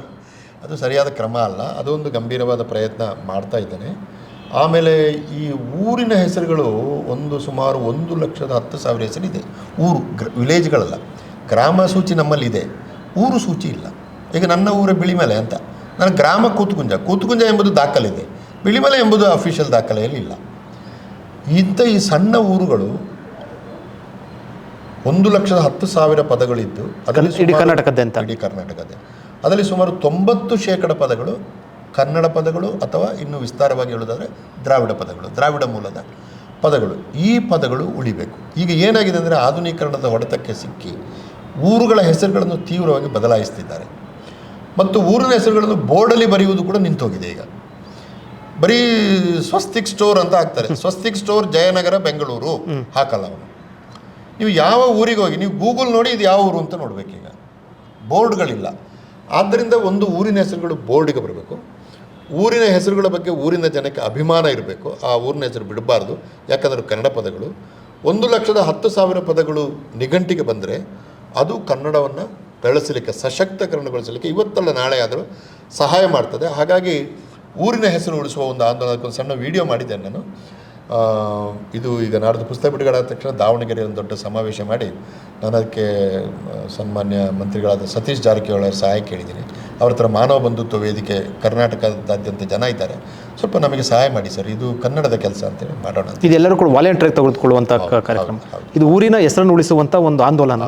ಇದಕ್ಕೆ NSS ಮಕ್ಕಳು ಮತ್ತು ಸ್ಕೌಟ್ನ ಮಕ್ಕಳು ನಾವೀಗಾಗಲೇ ಕಾಂಟ್ಯಾಕ್ಟ್ ಮಾಡಿ ಒಂದು ಉದಾಹರಣೆ ಕೊಡಿ. ಈ ಊರಿನ ಹೆಸರನ್ನು ಉಳಿಸಬೇಕು ಅಂದರೆ ಹೆಂಗೆ ಅದು ನಶಿಸಿ ಹೋಗ್ತಾ ಇದೆ ಅಥವಾ ಯಾವ ರೀತಿ ಉಳಿಸಬೇಕು ಅಂತ ಈಗ ನಿಮ್ಮ ಸರ್ಕಾರದೇ ಉದಾಹರಣೆ ತಗೊಂಡು, ಈಗ ಬಾಗೇಪಲ್ಲಿ ಅಂತ ಇತ್ತು, ಅದನ್ನು ಭಾಗ್ಯನಗರ ಅಂತ ಮಾಡಿದ್ರು. ಬಾಗೆ ಮರ ಇರುವ ಹಳ್ಳಿ ದ್ರಾವಿಡ ಪದ ಅದು. ಭಾಗ್ಯನಗರ 2 ಇಂಗ್ಲೀಷ್ ಸಂಸ್ಕೃತ ಮಾಡಿದ್ರಿ ನೀವು. ಒಂದು ಕನ್ನಡ ಪದವನ್ನು ತೆಗೆದು ಸಂಸ್ಕೃತ ಪದವನ್ನು ಯಾಕೆ ಮಾಡಿದ್ರಿ ನೀವು? ಅದು ಶ್ರೇಷ್ಠ, ಇದು ಕನಿಷ್ಠ ಅಂತ ನೀವೇ ಹೇಳಿದ್ರೆ ಭಾಷೆ ಬೆಳೆಯುದಾಗೆ. ಈಗ ಅಲ್ ಪದ ಇದೆ, ಕೂಡಲ. ಬಾಗೇಪಲ್ಲಿ ಅಂತ ಇರ್ಬೇಕಾಯ್ತಂತ ತಮ್ಮ ಒಂದು. ಖಂಡಿತ ಇರಬೇಕು ಸರ್. ಬಾಗೇಪಲ್ಲಿ ಅಂತ ಹೆಸರು ಬದಲಾವಣೆ ಮಾಡಿ ಸರಿ ಇಲ್ಲ. ಖಂಡಿತ ಸರಿ ಇಲ್ಲ. ಅದಕ್ಕೆ ಒಂದು 500 ವರ್ಷದ ಚರಿತ್ರೆ ಇದೆ. ಬಾಗೆ ಮರ ಬೆಳೀತಾ ಇದ್ದಂಥ ಊರನ್ನು ನೋಡಿ ಜನ ಬಾಗೇಪಲ್ಲಿ ಅಪ್ಪದು ಅಂತ ಇಟ್ಟಿದ್ದಾರೆ. ಅದನ್ನು ತೆಗಿಲಿ ಹಕ್ಕ ನಿನಗೇನಿದೆ? ಅದರ ಪಕ್ಕ ನೀವು ಒಂದು ಹೊಸ ಊರು ಕಟ್ತೀರಾ, ಬೇಕಾದ ಹೆಸರು ಇಟ್ಕೊಳ್ಳಿ. ಮತ್ತು ಆ ಹೆಸರು ಭಾಗ್ಯನಗರ ಅಂತ ಹೆಸರು ಚೇಂಜ್ ಮಾಡಿ ಬದಲಾವಣೆ ಮಾಡಿ ಇಡೀ ಒಂದು ಇತಿಹಾಸ ಮತ್ತು ಅರ್ಥವನ್ನು ಕೂಡ ಬದಲಾವಣೆ ಆಗೋಯ್ತು. ಅಲ್ಲೆಲ್ಲ ಮುಂದೆ ಹೋಗಿದೆ. ಒಬ್ಬರು ಸ್ವಾಮೀಜಿ ಬಂದು ಆನಂದಪುರ ಅಂತ ಹೆಸರಿಟ್ಟಿದ್ದಾರೆ. ಹಳ್ಳಿ ಹೆಸರು ಅದು, ಜಲಮೂಲದ ಹೆಸರು ಅದು. ನೋಡಿ, ಕೂಡಲ, ಮಂಗಳೂರಿಗೆ ಕುಡ್ಲ ಅಂತ ತುಳುವಿನಲ್ಲಿ. ಕೂಡಲ ಸಂಗಮ ನಿಮಗೆ ಗೊತ್ತೇ ಇದೆ. ಅಲ್ಲಿ ಬರ್ತದಲ್ಲ, ಎಲ್ಲೆಲ್ಲಿ ಪದದ ಮೊದಲು ಅಥವಾ ಪದದ ಕೊನೆಯಲ್ಲಿ ಅಲ್ಲಿ ಬರ್ತದೋ ಅಲ್ಲಿ ನೀರಿದೆ ಅಂತ ಅರ್ಥ. ಜಲವಾಚಕ ಅದು. ನೀವು ಆಲಿಕಲ್ಲು ಅಂತ ಹೇಳ್ತೀವಲ್ಲ, ತಮಿಳಿನಲ್ಲಿ ಆಲಂಗಟ್ಟಿ ಅಂತ ಹೇಳ್ತೀವಿ ನಾವು. ತಮಿಳಿನಲ್ಲಿ ಆಲಂಗಟ್ಟಿ, ಆಲ್ಗಟ್ಟಿ ಅಂದರೆ ನೀರಿನ ಗಟ್ಟಿ ಅಂತ. ಎಷ್ಟು ಚೆನ್ನಾಗಿದೆ ಪದ ಅದು ಅಲ್ವಾ? ಮಳೆ ಬರುವಾಗ ಆಲಿಕಲ್ಲು ಬೀಳ್ತದಲ್ಲ. ಹಾಗಾಗಿ ಪೆರಾಲು, ದೊಡ್ಡ ಜಾಲ, ಕೂಡಲ, ಅಲ್ಲೆಂಡಿಂಗ್. ಅಜೆ ಅಂತ ಕೆಲವು ಪದಗಳು ಬರ್ತದೆ. ಪೆರಾಜೆ, ಅಜೆ ಅಂದರೆ ನೀರು ಕಡಿಮೆ ಇರುವ ಜಾಗ ಅಂತ. ಅಂದರೆ ನಮ್ಮ ಸ್ಥಳನಾಮಗಳು ಕರ್ನಾಟಕದ್ದು ವ್ಯಕ್ತಿನಾಮಗಳಿಂದ ಬಂದದ್ದು. ಈಗ ಶ್ರೀರಾಮಪುರ ಅಂತ ಈಗ ಬಂದದ್ದಲ್ಲದೆ, ಶ್ರೀರಾಮ ಭಾಳ ದೊಡ್ಡ ರಾಮಾಯಣದ ನಾಯಕನಾದರೂ ಕೂಡ ಅವನ ಹೆಸರಿನ ಊರುಗಳೆಲ್ಲಿದೆ? ಈಗ ಬಂದಿದೆ ಅಷ್ಟೇ. ಗಾಂಧಿನಗರ, ನೆಹರು ನಗರ, ಶ್ರೀರಾಮನಗರ ಎಲ್ಲ ಈಗ ಬಂದಿದೆ. ಬಟ್ ನೀವು ಚರಿತ್ರೆಯಲ್ಲಿ ಶ್ರೀರಾಮ ಸಾಕೇತದಲ್ಲಿ ಇದ್ದರೂ ಕೂಡ ಅವನು ಸಾಕೇತ ಅಂತಲೇ ಇಟ್ಕೊಂಡಿದ್ದ. ಅವನ ತನ್ನ ಊರಿನ ಹೆಸರನ್ನು ಶ್ರೀರಾಮನಗರ ಅಂತ ಅವನು ಚೇಂಜ್ ಮಾಡಿಕೊಳ್ಳಿಲ್ಲ. ಈಗ ಎಷ್ಟು ಈ ಥರದ್ದು ಒಂದು ಊರಿನ ಹೆಸರುಗಳನ್ನು ಉಳಿಸುವಂಥ ಅಥವಾ ಊರಿನ ಹೆಸರುಗಳನ್ನು ಉಳಿಸುವಂಥ ಆಂದೋಲನ ಇರುವಂಥದ್ದು? ಸರ್, ಇದು 1,10,000 ಪದಗಳು ನನ್ನ ಎಸ್ಟಿಮೇಟಲ್ಲಿದೆ. ಒಂದು ಅವೇರ್ನೆಸ್ ಕ್ರಿಯೇಟ್ ಮಾಡೋದಷ್ಟೇ ನನಗೆ ಸಾಧ್ಯ. ಮುಂದಿನ 6 ತಿಂಗಳಲ್ಲಿ ಅದು ಮಾಡ್ತೇನೆ. 1,10,000 ಊರಿನ ಹೆಸರುಗಳು ಈಗ ಬದಲಾವಣೆ ಸ್ಥಿತಿಯಲ್ಲಿ ಇದೆಯವ ಅಂತ ಅಥವಾ ಯಾವ ರೀತಿ ಅಂತ? ಬದಲಾವಣೆ ಸ್ಥಿತಿಯಲ್ಲಿ ಇದ್ದಾವೆ ಅಂತ ಹೇಳ್ತಾ ಇಲ್ಲ ನಾನು, ಆದರೆ ಬದಲಾವಣೆ ಅಂತ ಹೆಜ್ಜೆ ಹಾಕ್ತಾ ಇದ್ದಾವೆ. 1,10,000 ಊರು. ಹೌದೌದು. ಇನ್ನು ಹಿಂಗೆ ಬಿಟ್ಟರೆ, ಜನಗಳಿಗೆ ಅವೇರ್ನೆಸ್ ಇಲ್ಲದಿದ್ದರೆ ಮುಂದಿನ ಒಂದು 30-40 ವರ್ಷದಲ್ಲಿ ನೀವೊಂದು 10,000 ಮಾತ್ರ ದ್ರಾವಿಡ ಪದಗಳು ಉಳಿತವೆ. ಯಾಕಂದರೆ ಇದು ಈಗ ಏನಾಗಿದೆ, ನಗರೀಕರಣ ಒಂದು ದೊಡ್ಡ ಇದಾಗಿ ಬೆಳೆದಿದೆ. ಸಣ್ಣ ಸಣ್ಣ ಹಳ್ಳಿಗಳು ಕೂಡ ಅಲ್ಲಿ ಒಂದು ಇಂಡಸ್ಟ್ರಿ ಹೋಗೋದು, ಅಲ್ಲಿ ಒಬ್ಬ ಬಂದು ಇನ್ವೆಸ್ಟ್ ಮಾಡೋದು ನಗರಗಳಲ್ಲಿ. ಅವನಿಗೆ ಆ ಹೆಸರು ಏನೋ ಚೆನ್ನಾಗಿ ಕಾಣಲ್ಲ, ಅವನಿಗೆ ಗ್ಲೋಬಲ್ ಹೆಸರು ಬೇಕು. ಈಗ ಉದಾಹರಣೆ, ನನ್ನ ಊರಿನ ಹೆಸರು ಬಳ್ಳಕ್ಕ ಅಂತ. ಬಳ್ಳಕ್ಕ, ಬೊಳ್ಳದ, ಅಳಕ್ಕ ಅಂದರೆ ತುಂಬ ಅಂತ, ಬೊಳ್ಳ ಅಂದರೆ ನೀರು, ತುಂಬ ನೀರು ಬರುವ ಊರದು. ಅದು ಅಲ್ಲಿ ಬಂಟಮನೆಯಿಂದ ನೀರು ಬರುವ ಜಾಗ. ಅದಕ್ಕೆ ಜನ ನೀರು ತುಂಬ ಬರುವ ಜಾಗ ಬಳ್ಳಕ್ಕ ಅಂತ ಹೆಸರಿಟ್ಟಿದ್ದಾರೆ. ಬೊಳ್ಳ ಎಂಬ ದ್ರಾವಿಡ ಪದ ಇದೆ, ಅಳಕ್ಕ ಎಂಬ ಒಂದು ದ್ರಾವಿಡ ಪದ ಇದೆ. 2 ಪದ ಸೇರಿ ಹೆಚ್ಚು ನೀರಿರುವ ಜಾಗ. ನಾನು ಒಂದು 2 ವರ್ಷದ ಹಿಂದೆ ಹೋದಾಗ ಅಲ್ಲಿಗೆ ಶಿವಾಜಿನಗರ ಅಂತ ಬೋರ್ಡ್ ಹಾಕಿಟ್ಟಿದ್ದಾರೆ. ಈಗ ಅದೊಂದು ನಗರ ಅಲ್ಲ, ಅಲ್ಲಿ ಇರುವುದು 300-400 ಜನ. ಶಿವಾಜಿನೂ ಅಲ್ಲಿ ವಾಸ ಇಲ್ಲ. ನಾನು ಅವರ ಮಂಡಲ್ ಪಂಚಾಯತಿಗೆ ಹೋಗಿ ಹೇಳಿದೆ, ಅಲ್ಲ ಸ್ವಾಮಿ, ನಾನು ಹಿಂಗೆ ಹೇಳಿದ ಕೂಡಲೇ ಬಿಳಿಮಲೆ ಅವರು ಶಿವಾಜಿಗೆ ವಿರೋಧ ಅಂತ, ನೀವು ಹಾಗೆಲ್ಲ ಪಾಲಿಟಿಕ್ಸ್ ಮಾಡಬೇಡಿ. ಶಿವಾಜಿ ದೊಡ್ಡ ನಾಯಕ, ಅವನ ಬಗ್ಗೆ ಒಂದು ಇಂಟರ್ನ್ಯಾಷನಲ್ ಟರ್ಮಿನಲ್ ಇದೆಯಲ್ಲ ಬಾಂಬೆಲಿ, ಅವನು ದೊಡ್ಡ ನಾಯಕ. ಇದು ನಮ್ಮ ಸಣ್ಣ ಊರು, ಈ ಸಣ್ಣ ಊರಲ್ಲಿ ನೀರು ಬರ್ತದೆ, ಅದಕ್ಕೆ ಬಳ್ಳಕ್ಕ ಅಂತ ಒಂದು ಹೆಸರಿಟ್ಟಿದ್ದಾರೆ. ವ್ಯಕ್ತಿ ನಾಮ ಅಲ್ಲ, ಅದು ಪ್ರಕೃತಿ ನಾಮ. ಪ್ರಕೃತಿ ಎಲ್ರಿಗೂ ಸೇರಿದ್ದು, ನೀರು ಎಲ್ರಿಗೂ ಸೇರಿದ್ದು, ಕುಡಿಯುವುದೊಂದೇ ಜಲ. ಬಹುಶಃ ಇದು ನಮ್ಮ ರಾಜ್ಯದಲ್ಲಿ ಈ ರೀತಿ ಆಗ್ತಾ ಇದೆ ಅಂತ. ಇವಾಗ ನೀವು ಮಹಾರಾಷ್ಟ್ರದಲ್ಲಿ ಹೋಗ್ಬಿಟ್ಟು ಅಲ್ಲಿ ಕುವೆಂಪು ನಗರ ಅಂತ ಇರ್ತಾರೆ, ಹೋಗ್ಬಿಟ್ಟು ನೋಡೋಣ, ಇಡೀ ನೋಡೋಣ. ತಮಿಳ್ನಾಡು ಹೋಗ್ಬಿಟ್ಟು ಸೊ ನಮ್ಮ ಒಂದು ಅದಕ್ಕೆ ನಾಮರ ಹೆಸರು ಇಡೋಕ್ಕಾಗುತ್ತಾ? ಈವನ್ ಡೆಲ್ಲಿಯಲ್ಲಿ ಪೊಲಿಟಿಕ್ಸ್ ಹೆಂಗಿದೆ ನೋಡಿ. ನೀವು ಡೆಲ್ಲಿಯಲ್ಲಿ ಜನರಲ್ ಕಾರ್ಯಪ್ಪ ಅವರ ಹೆಸರನ್ನು ಒಂದು ರಸ್ತೆಗೆ ಬಿಟ್ಟರೆ ಯಾವ ಕನ್ನಡಿಗರ ಹೆಸರು ಡೆಲ್ಲಿಯಲ್ಲಿಲ್ಲ. 9ಕ್ಕಿಂತ ಹೆಚ್ಚು ತಮಿಳರ ಹೆಸರಿದೆ. ಕಾಮರಾಜ ರಸ್ತೆ ಇದೆ ಅಲ್ಲಿ, ಸುಬ್ರಹ್ಮಣ್ಯ ಭಾರತಿ ರಸ್ತೆ ಇದೆ ಅಲ್ಲಿ, ಎಲ್ಲ ಇದೆ. ಆದರೆ ಕನ್ನಡದ ಕುವೆಂಪು ರಸ್ತೆ ಯಾಕಿಲ್ಲ? ನಾವೆಲ್ಲ ಗಲಾಟೆ ಮಾಡಿ ಮೆಟ್ರೋ ಬಂದಾಗ ಥ್ಯಾಂಕ್ಸ್ ಟು ಅನಂತಕುಮಾರ್ ತೀರೋದ್ರಲ್ಲ, ಅವರನ್ನು ನಾನು ನೆನೆಸ್ಕೊಳ್ತೇನೆ. ಅವರು ವಿಶ್ವೇಶ್ವರಯ್ಯನ ಹೆಸರಿಡೋದಕ್ಕೆ ಅದು ನೀವು ತುಂಬ ಪ್ರಯತ್ನ ಪಟ್ಟ ನಂತರ, ಭಾಳ ಪ್ರಯತ್ನ ಪಟ್ಟ. ಅಂದರೆ ಈ ವಿಚಾರದಲ್ಲಿ ನಮ್ಮ ಕನ್ನಡಿಗರ ಧೋರಣೆ ಅಥವಾ ಕನ್ನಡಿಗರ ಮನಸ್ಥಿತಿ ಜಾಗೃತಿಗೊಳ್ಬೇಕಂತ ಅನ್ಸುತ್ತಲ್ವಾ? ನಾನು ಕಳೆದ ವರ್ಷ ಮಾನ್ಯ ದೇವೇಗೌಡರನ್ನ ಹೋಗಿ ಭೇಟಿ ಮಾಡಿದೆ. ಅವರು ಹುಷಾರಿರಲಿಲ್ಲ. ಬಿಳಿಮಲೆ ಅವರೇ, ನೀವು ಕನ್ನಡಕ್ಕೋಸ್ಕರ ಅಷ್ಟು ದೂರ ಬಂದಿದ್ದೀರಿ, ನನಗೆ ಒಂದು ಕೆಲಸ ಹೇಳಿ ನಾನು ಮಾಡ್ತೀನಿ ಅಂದರು. ನಾನು ಅವರಿಗೆ ಆಮೇಲೆ ಕೊಟ್ಟೆ, ಸರ್ ಇದು 5 ಹೆಸರು ಕೊಡ್ತೇನೆ ನಿಮಗೆ, ಇದರಲ್ಲಿ ಒಂದು ಹೆಸರನ್ನು ಡೆಲ್ಲಿಯ ಯಾವುದಾದ್ರೂ ಒಂದು ರಸ್ತೆಗೆ ಇಡಿಸಿಬಿಡಿ. ಬಸವಣ್ಣನ ಹೆಸರು, ಕುವೆಂಪು ಹೆಸರು, ಹೀಗೆ ಒಂದು 5 ಶ್ರೇಷ್ಠರು, ನಾನ್ ಕಾಂಟ್ರವರ್ಷಿಯಲ್. ಬಸವಣ್ಣನ ಹೆಸರು ಇಟ್ಟರೆ ಯಾರು ಕೂಡ ಅದಕ್ಕೆ ವಿರೋಧ ವ್ಯಕ್ತಪಡಿಸ್ತಾ ಅಂತ ಒಂದು 5 ಹೆಸರು ಕೊಟ್ಟು ಬಂದೆ. ಇದನ್ನು ನೀವು ದಯವಿಟ್ಟು ಒಂದು ಹೆಸರಾದ ನಿಮ್ಮ ಕಾಲದಲ್ಲಿ ನಿಮ್ಮ ಕನ್ನಡದ ಒಂದು ಹೆಸರು ಇಡಿ ಅಂತ ಹೇಳಿದರು. ಏನೂ ಆಗಲಿಲ್ಲ. ಆಮೇಲೆ ಇದಕ್ಕೆ ಹೋದೆ ನಾನು, ಪ್ರಾಚ್ಯ ವಸ್ತು ಇಲಾಖೆಗೆ ಹೋಗಿ ಅಲ್ಲಿಯ ಮಂತ್ರಿಗಳನ್ನು ಕಂಡೆ. ಅವ್ರಿಗೆ ಹೇಳಿದೆ, ಕರ್ನಾಟಕದಲ್ಲಿ ಸುಮಾರು ಸೆಂಟ್ರಲಿ ಪ್ರೊಟೆಕ್ಟೆಡ್ ಮಾನ್ಯುಮೆಂಟ್ಸ್ 5,000 ಇದೆ ಸರ್. 5,000 ಮಾನ್ಯುಮೆಂಟ್ಗಳಲ್ಲಿ ಒಂದು ಕಡೆ ಇಂಗ್ಲೀಷ್ ಇದೆ, ಒಂದು ಕಡೆ ಹಿಂದಿ ಇದೆ, ಕನ್ನಡ ಇಲ್ಲ ಅಲ್ಲಿ. ನಾನು ಅವ್ರಿಗೆ ಹೇಳಿದೆ, ಒಂದು 20% ಜನ ಹೊರಗಿನವರು ಬರ್ತಾರೆ, ಅವರಿಗೆ ಇಂಗ್ಲೀಷ್ ಬೇಕು, ಹಿಂದಿ ಬೇಕು. 80% ಜನ ಸ್ಥಳೀಯರು ಬರ್ತಾರೆ, ಕನ್ನಡದವರು ಬರ್ತಾರೆ. ಕನ್ನಡದ ಒಂದು ಯಾಕೆ ಹಾಕಲ್ಲ ನೀವು, ಹಾಕಿ ಅಂತ. ಈಗ ನಾನು ಅಲ್ಲಿ ಹೋಗ್ತಾನೆ, ನನಗೆ ಇಂಗ್ಲೀಷ್ ಬರಲ್ಲ, ಹಿಂದಿ ಬರಲ್ಲ, ಯಾವ ಎಲ್ಲ ನೋಡ್ತಾನೆ. ಅದು ಏನು, ಯಾರು ಕಟ್ಟಿದ್ದು, ಚರಿತ್ರೆ ನನಗೆ ಒಂದು ತಿಳುವಳಿಕೆ ಇಲ್ಲ. ದೇಶಿ ಭಾಷೆಗಳಲ್ಲಿ ಹಾಕಿ ಅಂತ ಕೊಟ್ಟು, it's A good demand, will do it. ಅದು ಎಲ್ಲಿ ಮಾಡಿದೆ, ನಾನು ಮೊನ್ನೆ ಬಾದಾಮಿಗೆ ಹೋಗಿ ಬಂದೆ, ಇಂಗ್ಲೀಷ್ ಹಿಂದಿಯಲ್ಲಿದೆ ನೋಡಿ. ಅಂದರೆ ಎಲ್ಲಿವರೆಗೆ ಕನ್ನಡದ ನಿರಾಕರಣೆ, ಭಾಷೆಯ ಬಗ್ಗೆ ಒಂದು ದುರ್ಬುದ್ಧಿ ಅಂತಲೇ ಹೇಳೋದು ನಾನು, ಬುದ್ಧಿ, ಪಾಲಿಟಿಕ್ಸು ಅಂತ. ಇದು ಹೋಗಬೇಕಾದ್ರೆ ಎಲ್ಲರೂ ತಮ್ಮಂಥ ಮಾಧ್ಯಮದವರು ಕೆಲಸ ಮಾಡ್ತಾ ಇದ್ದೀವಿ. ಬಟ್ ಇದು ಅಧಿಕಾರಿಗಳ ಪಾತ್ರ ಕೂಡ ಜಾಸ್ತಿ ಇರ್ತಾರೆ, ತುಂಬ ಬ್ಯೂರೋಕ್ರಾಟ್ಸು ಅಧಿಕಾರಿಗಳ ಪಾತ್ರ ಕೂಡ ತುಂಬ ಇದೆ. ಅಧಿಕಾರಿಗಳು ಮನಸ್ಸು ಮಾಡಿದರೆ ನಾಳೆ ಆಗ್ತದೆ ಇದು. ನಿಮಗೆ ಒಂದು ಹೇಳ್ತೀನಿ, ನಾನು ಇಷ್ಟರಾಗೆ ಹೇಳಿಲ್ಲ. ನಾನೀಗ 26 ಜಿಲ್ಲೆಗಳಿಗೆ ಸುತ್ತಿದ್ದೇನೆ. 26 ಜಿಲ್ಲೆಗಳಲ್ಲಿ ಎಲ್ಲೆಲ್ಲಿ ಮಹಿಳೆಯರು DC-ಗಳಾಗಿದ್ದಾರಲ್ಲ, ಅಲ್ಲಿ ಕನ್ನಡ ಅನುಷ್ಠಾನ ತುಂಬ ಚೆನ್ನಾಗಿದೆ. ಈ ಮಾತೃಭಾಷೆ ಅಂತ ಒಂದು ಶಬ್ದ ನಾನು ಅವ್ರು ನೋಡೋದು ನೆನಪಿಸ್ಕೊಳ್ಳೋದು. ನಾನು ಇವತ್ತು ಮಾತೃಭಾಷೆ ಅಂತ ಪದ ಬಳಸೋಕ್ಕಾಗಲ್ಲ, ಯಾಕಂದರೆ ಅಮ್ಮಂದಿರೇ ಮಕ್ಕಳನ್ನ ಇಂಗ್ಲೀಷ್ ಶಾಲೆ ಕಳಿಸೋದೀಗ. ಅಪ್ಪಂದರು ಸ್ವಲ್ಪ ಆದರೂ ಹೇಳ್ತಾರೆ, ಕನ್ನಡ ಓದಲಿ ಮಾರೈತಿ ಅಂತ. ಏನು ಕನ್ನಡ ಓದಿ ನಿನ್ನಂಗೆ ಆಗಬೇಕಾ ಅಂತ ಗಂಡನಿಗೆ ಬೈತಾರೆ. ಅದು ಚೇಂಜ್ ಆಗಿದೆ. ಆದರೂ DC ಅವರು ನಾನು ಸುಮಾರು ಹೆಸರು ಹೇಳೋದಿಲ್ಲ, ತಪ್ಪಾಗ್ತದೆ, ಆದರೆ ಭಾಳ ಇನಿಷಿಯೇಟಿವ್ ತಗೊಂಡು ಕೆಲಸ ಮಾಡಿದ್ದಾರೆ. ಶಾಲೆಗಳು ನೋಡಿ, ಶಾಲೆಗಳು 19,700 ಶಾಲೆಗಳಿಗೆ ಖಾತಾ ಇರಲಿಲ್ಲ ನಾನು ಕನ್ನಡ ಅಭಿವೃದ್ಧಿ ಪ್ರಾಧಿಕಾರಕ್ಕೆ ಬಂದಾಗ. 26 ಜಿಲ್ಲೆಗಳಿಗೆ ಹೋದಾಗ ಜಿಲ್ಲಾಧಿಕಾರಿಗಳಿಗೆ ಉಳಿದವರಿಗೆ ಪತ್ರ ಬರೆದು, ನಾನು ಮುಂದಿನ ವಿಸಿಟಿಗೆ ಬಂದಾಗ ಶಾಲೆಯ ಖಾತಾ ಪತ್ರ ಶಾಲೆಯ ಹೆಡ್ ಮಾಸ್ಟರ್ ರೂಮಿನಲ್ಲಿ ಕಟ್ಟು ಹಾಕಿ ಇರಿಸಬೇಕು ಅಂತ ಹೇಳಿದೆ. ಆಮೇಲೆ ಮೇಡಮ್ ರಶ್ಮಿ ಮಹೇಶ್ ಅವರಿಗೆ ಹೇಳಿದೆ, ಅವರು ಅದನ್ನು ಸೀರಿಯಸ್ ಆಗಿ ತಗೊಂಡು ನಾನು 3 ತಿಂಗಳ ಒಂದು ಆಂದೋಲನ ಮಾಡಿದರು. ಶಾಲೆಗಳ ಖಾತಾ ಪತ್ರ ಆಗಬೇಕು ಅಂತ ಮಾಡಿ ಎಲ್ಲರೂ ಕೆಲಸ ಮಾಡಿ ಸರ್. ಮೂವ್ ಮಾಡಿದ್ದು ನಾನು ಹಿಂದಿನಿಂದ. ನಾನು ನೇರ DC-ಗಳು ಕೆಲಸ ಮಾಡಿದರು, DDP-ಗಳು ಕೆಲಸ ಮಾಡಿದರು, ಶಿಕ್ಷಣ ಇಲಾಖೆ ಕೆಲಸ ಮಾಡಿ ಇವತ್ತು 600ಕ್ಕಿಂತ ಕಡಿಮೆಗೆ ಬಂದಿದೆ. ಲಿಟಿಗೇಷನ್ ಇದೆ. ಹಾಂ, ಅದಕ್ಕೆ ಮೊನ್ನೆ ಮಾನ್ಯ ಬಂಗಾರಪ್ಪನವರು ಭಾಳ ಒಳ್ಳೆ ಕೆಲಸ ಮಾಡಿದರು. ಒಂದು ಇದು ಸಹ ತಂದರು, ಕಾನೂನು ಸಹ ತಂದರು. ಒಂದು ಜಾಗದಲ್ಲಿ 12 ವರ್ಷಗಳಿಗಿಂತ ಹೆಚ್ಚು ಕಾಲ ಶಾಲೆ ಇದ್ದರೆ ಆ ಶಾಲೆಯ ಜಾಗವನ್ನು ಪರಭಾರೆ ಮಾಡತಕ್ಕದ್ದಲ್ಲ. ಒಳ್ಳೆ ನಿರ್ಧಾರ, ಭಾಳ ಒಳ್ಳೆ ನಿರ್ಧಾರ ಸರ್. ಇದಕ್ಕೆ ಇದೆಲ್ಲ ಚರ್ಚೆಗಳಾಗಿ ಜನಗಳಿಗೆ ಕೆಲಸ. ನಿಮ್ಮ ಒಂದು ಆಲೋಚನೆ, ನಿಮ್ಮ ಒಂದು ಯೋಜನೆ, ನಿಮ್ಮ ಒಂದು ಕಾರ್ಯಕ್ರಮಗಳಿಗೆ ಆಡಳಿತ ಶಾಹಿ ಅಂದರೆ ಅಧಿಕಾರಶಾಹಿ ಸಾಥ್ ಕೊಡ್ತಾ ಇದೆಯಾ?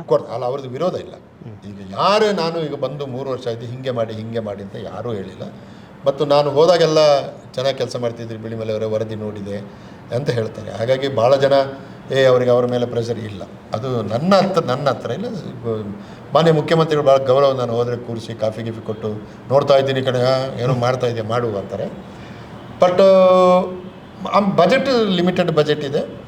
ಅಂದರೆ ನನ್ನ ಅಪ್ರೋಚೇ ಬೇರೆ ಬಜೆಟಿಗೆ. ನೀವು ಇಷ್ಟು ದುಡ್ಡು ಕೊಟ್ಟರೆ ನಾನು ಇಷ್ಟು ಕೆಲಸ ಮಾಡ್ತೀನಿ, ನೀವು ಇಷ್ಟು ದುಡ್ಡು ಜಾಸ್ತಿ ಕೊಟ್ಟರೆ ಇಷ್ಟು ಕೆಲಸ ಮಾಡ್ತೀನಿ, ನೀವು ಇಷ್ಟೇ ಕೊಟ್ಟರೆ ನಂದು ಇಷ್ಟೇ.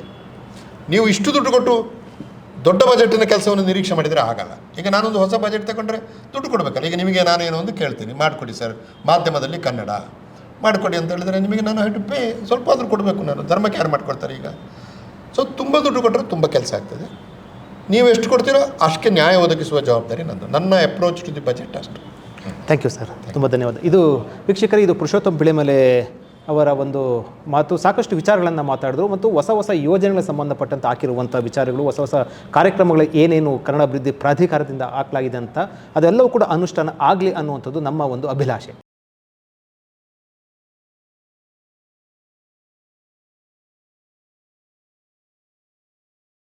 ಹೆಚ್ಚಿನ ಸುದ್ದಿ ಅಪ್ಡೇಟ್ಗೆ ಈಗಲೇ ದ ಫೆಡರಲ್ ಕರ್ನಾಟಕ ಯೂಟ್ಯೂಬ್ ಪೇಜನ್ನು ಸಬ್ಸ್ಕ್ರೈಬ್ ಮಾಡಿ.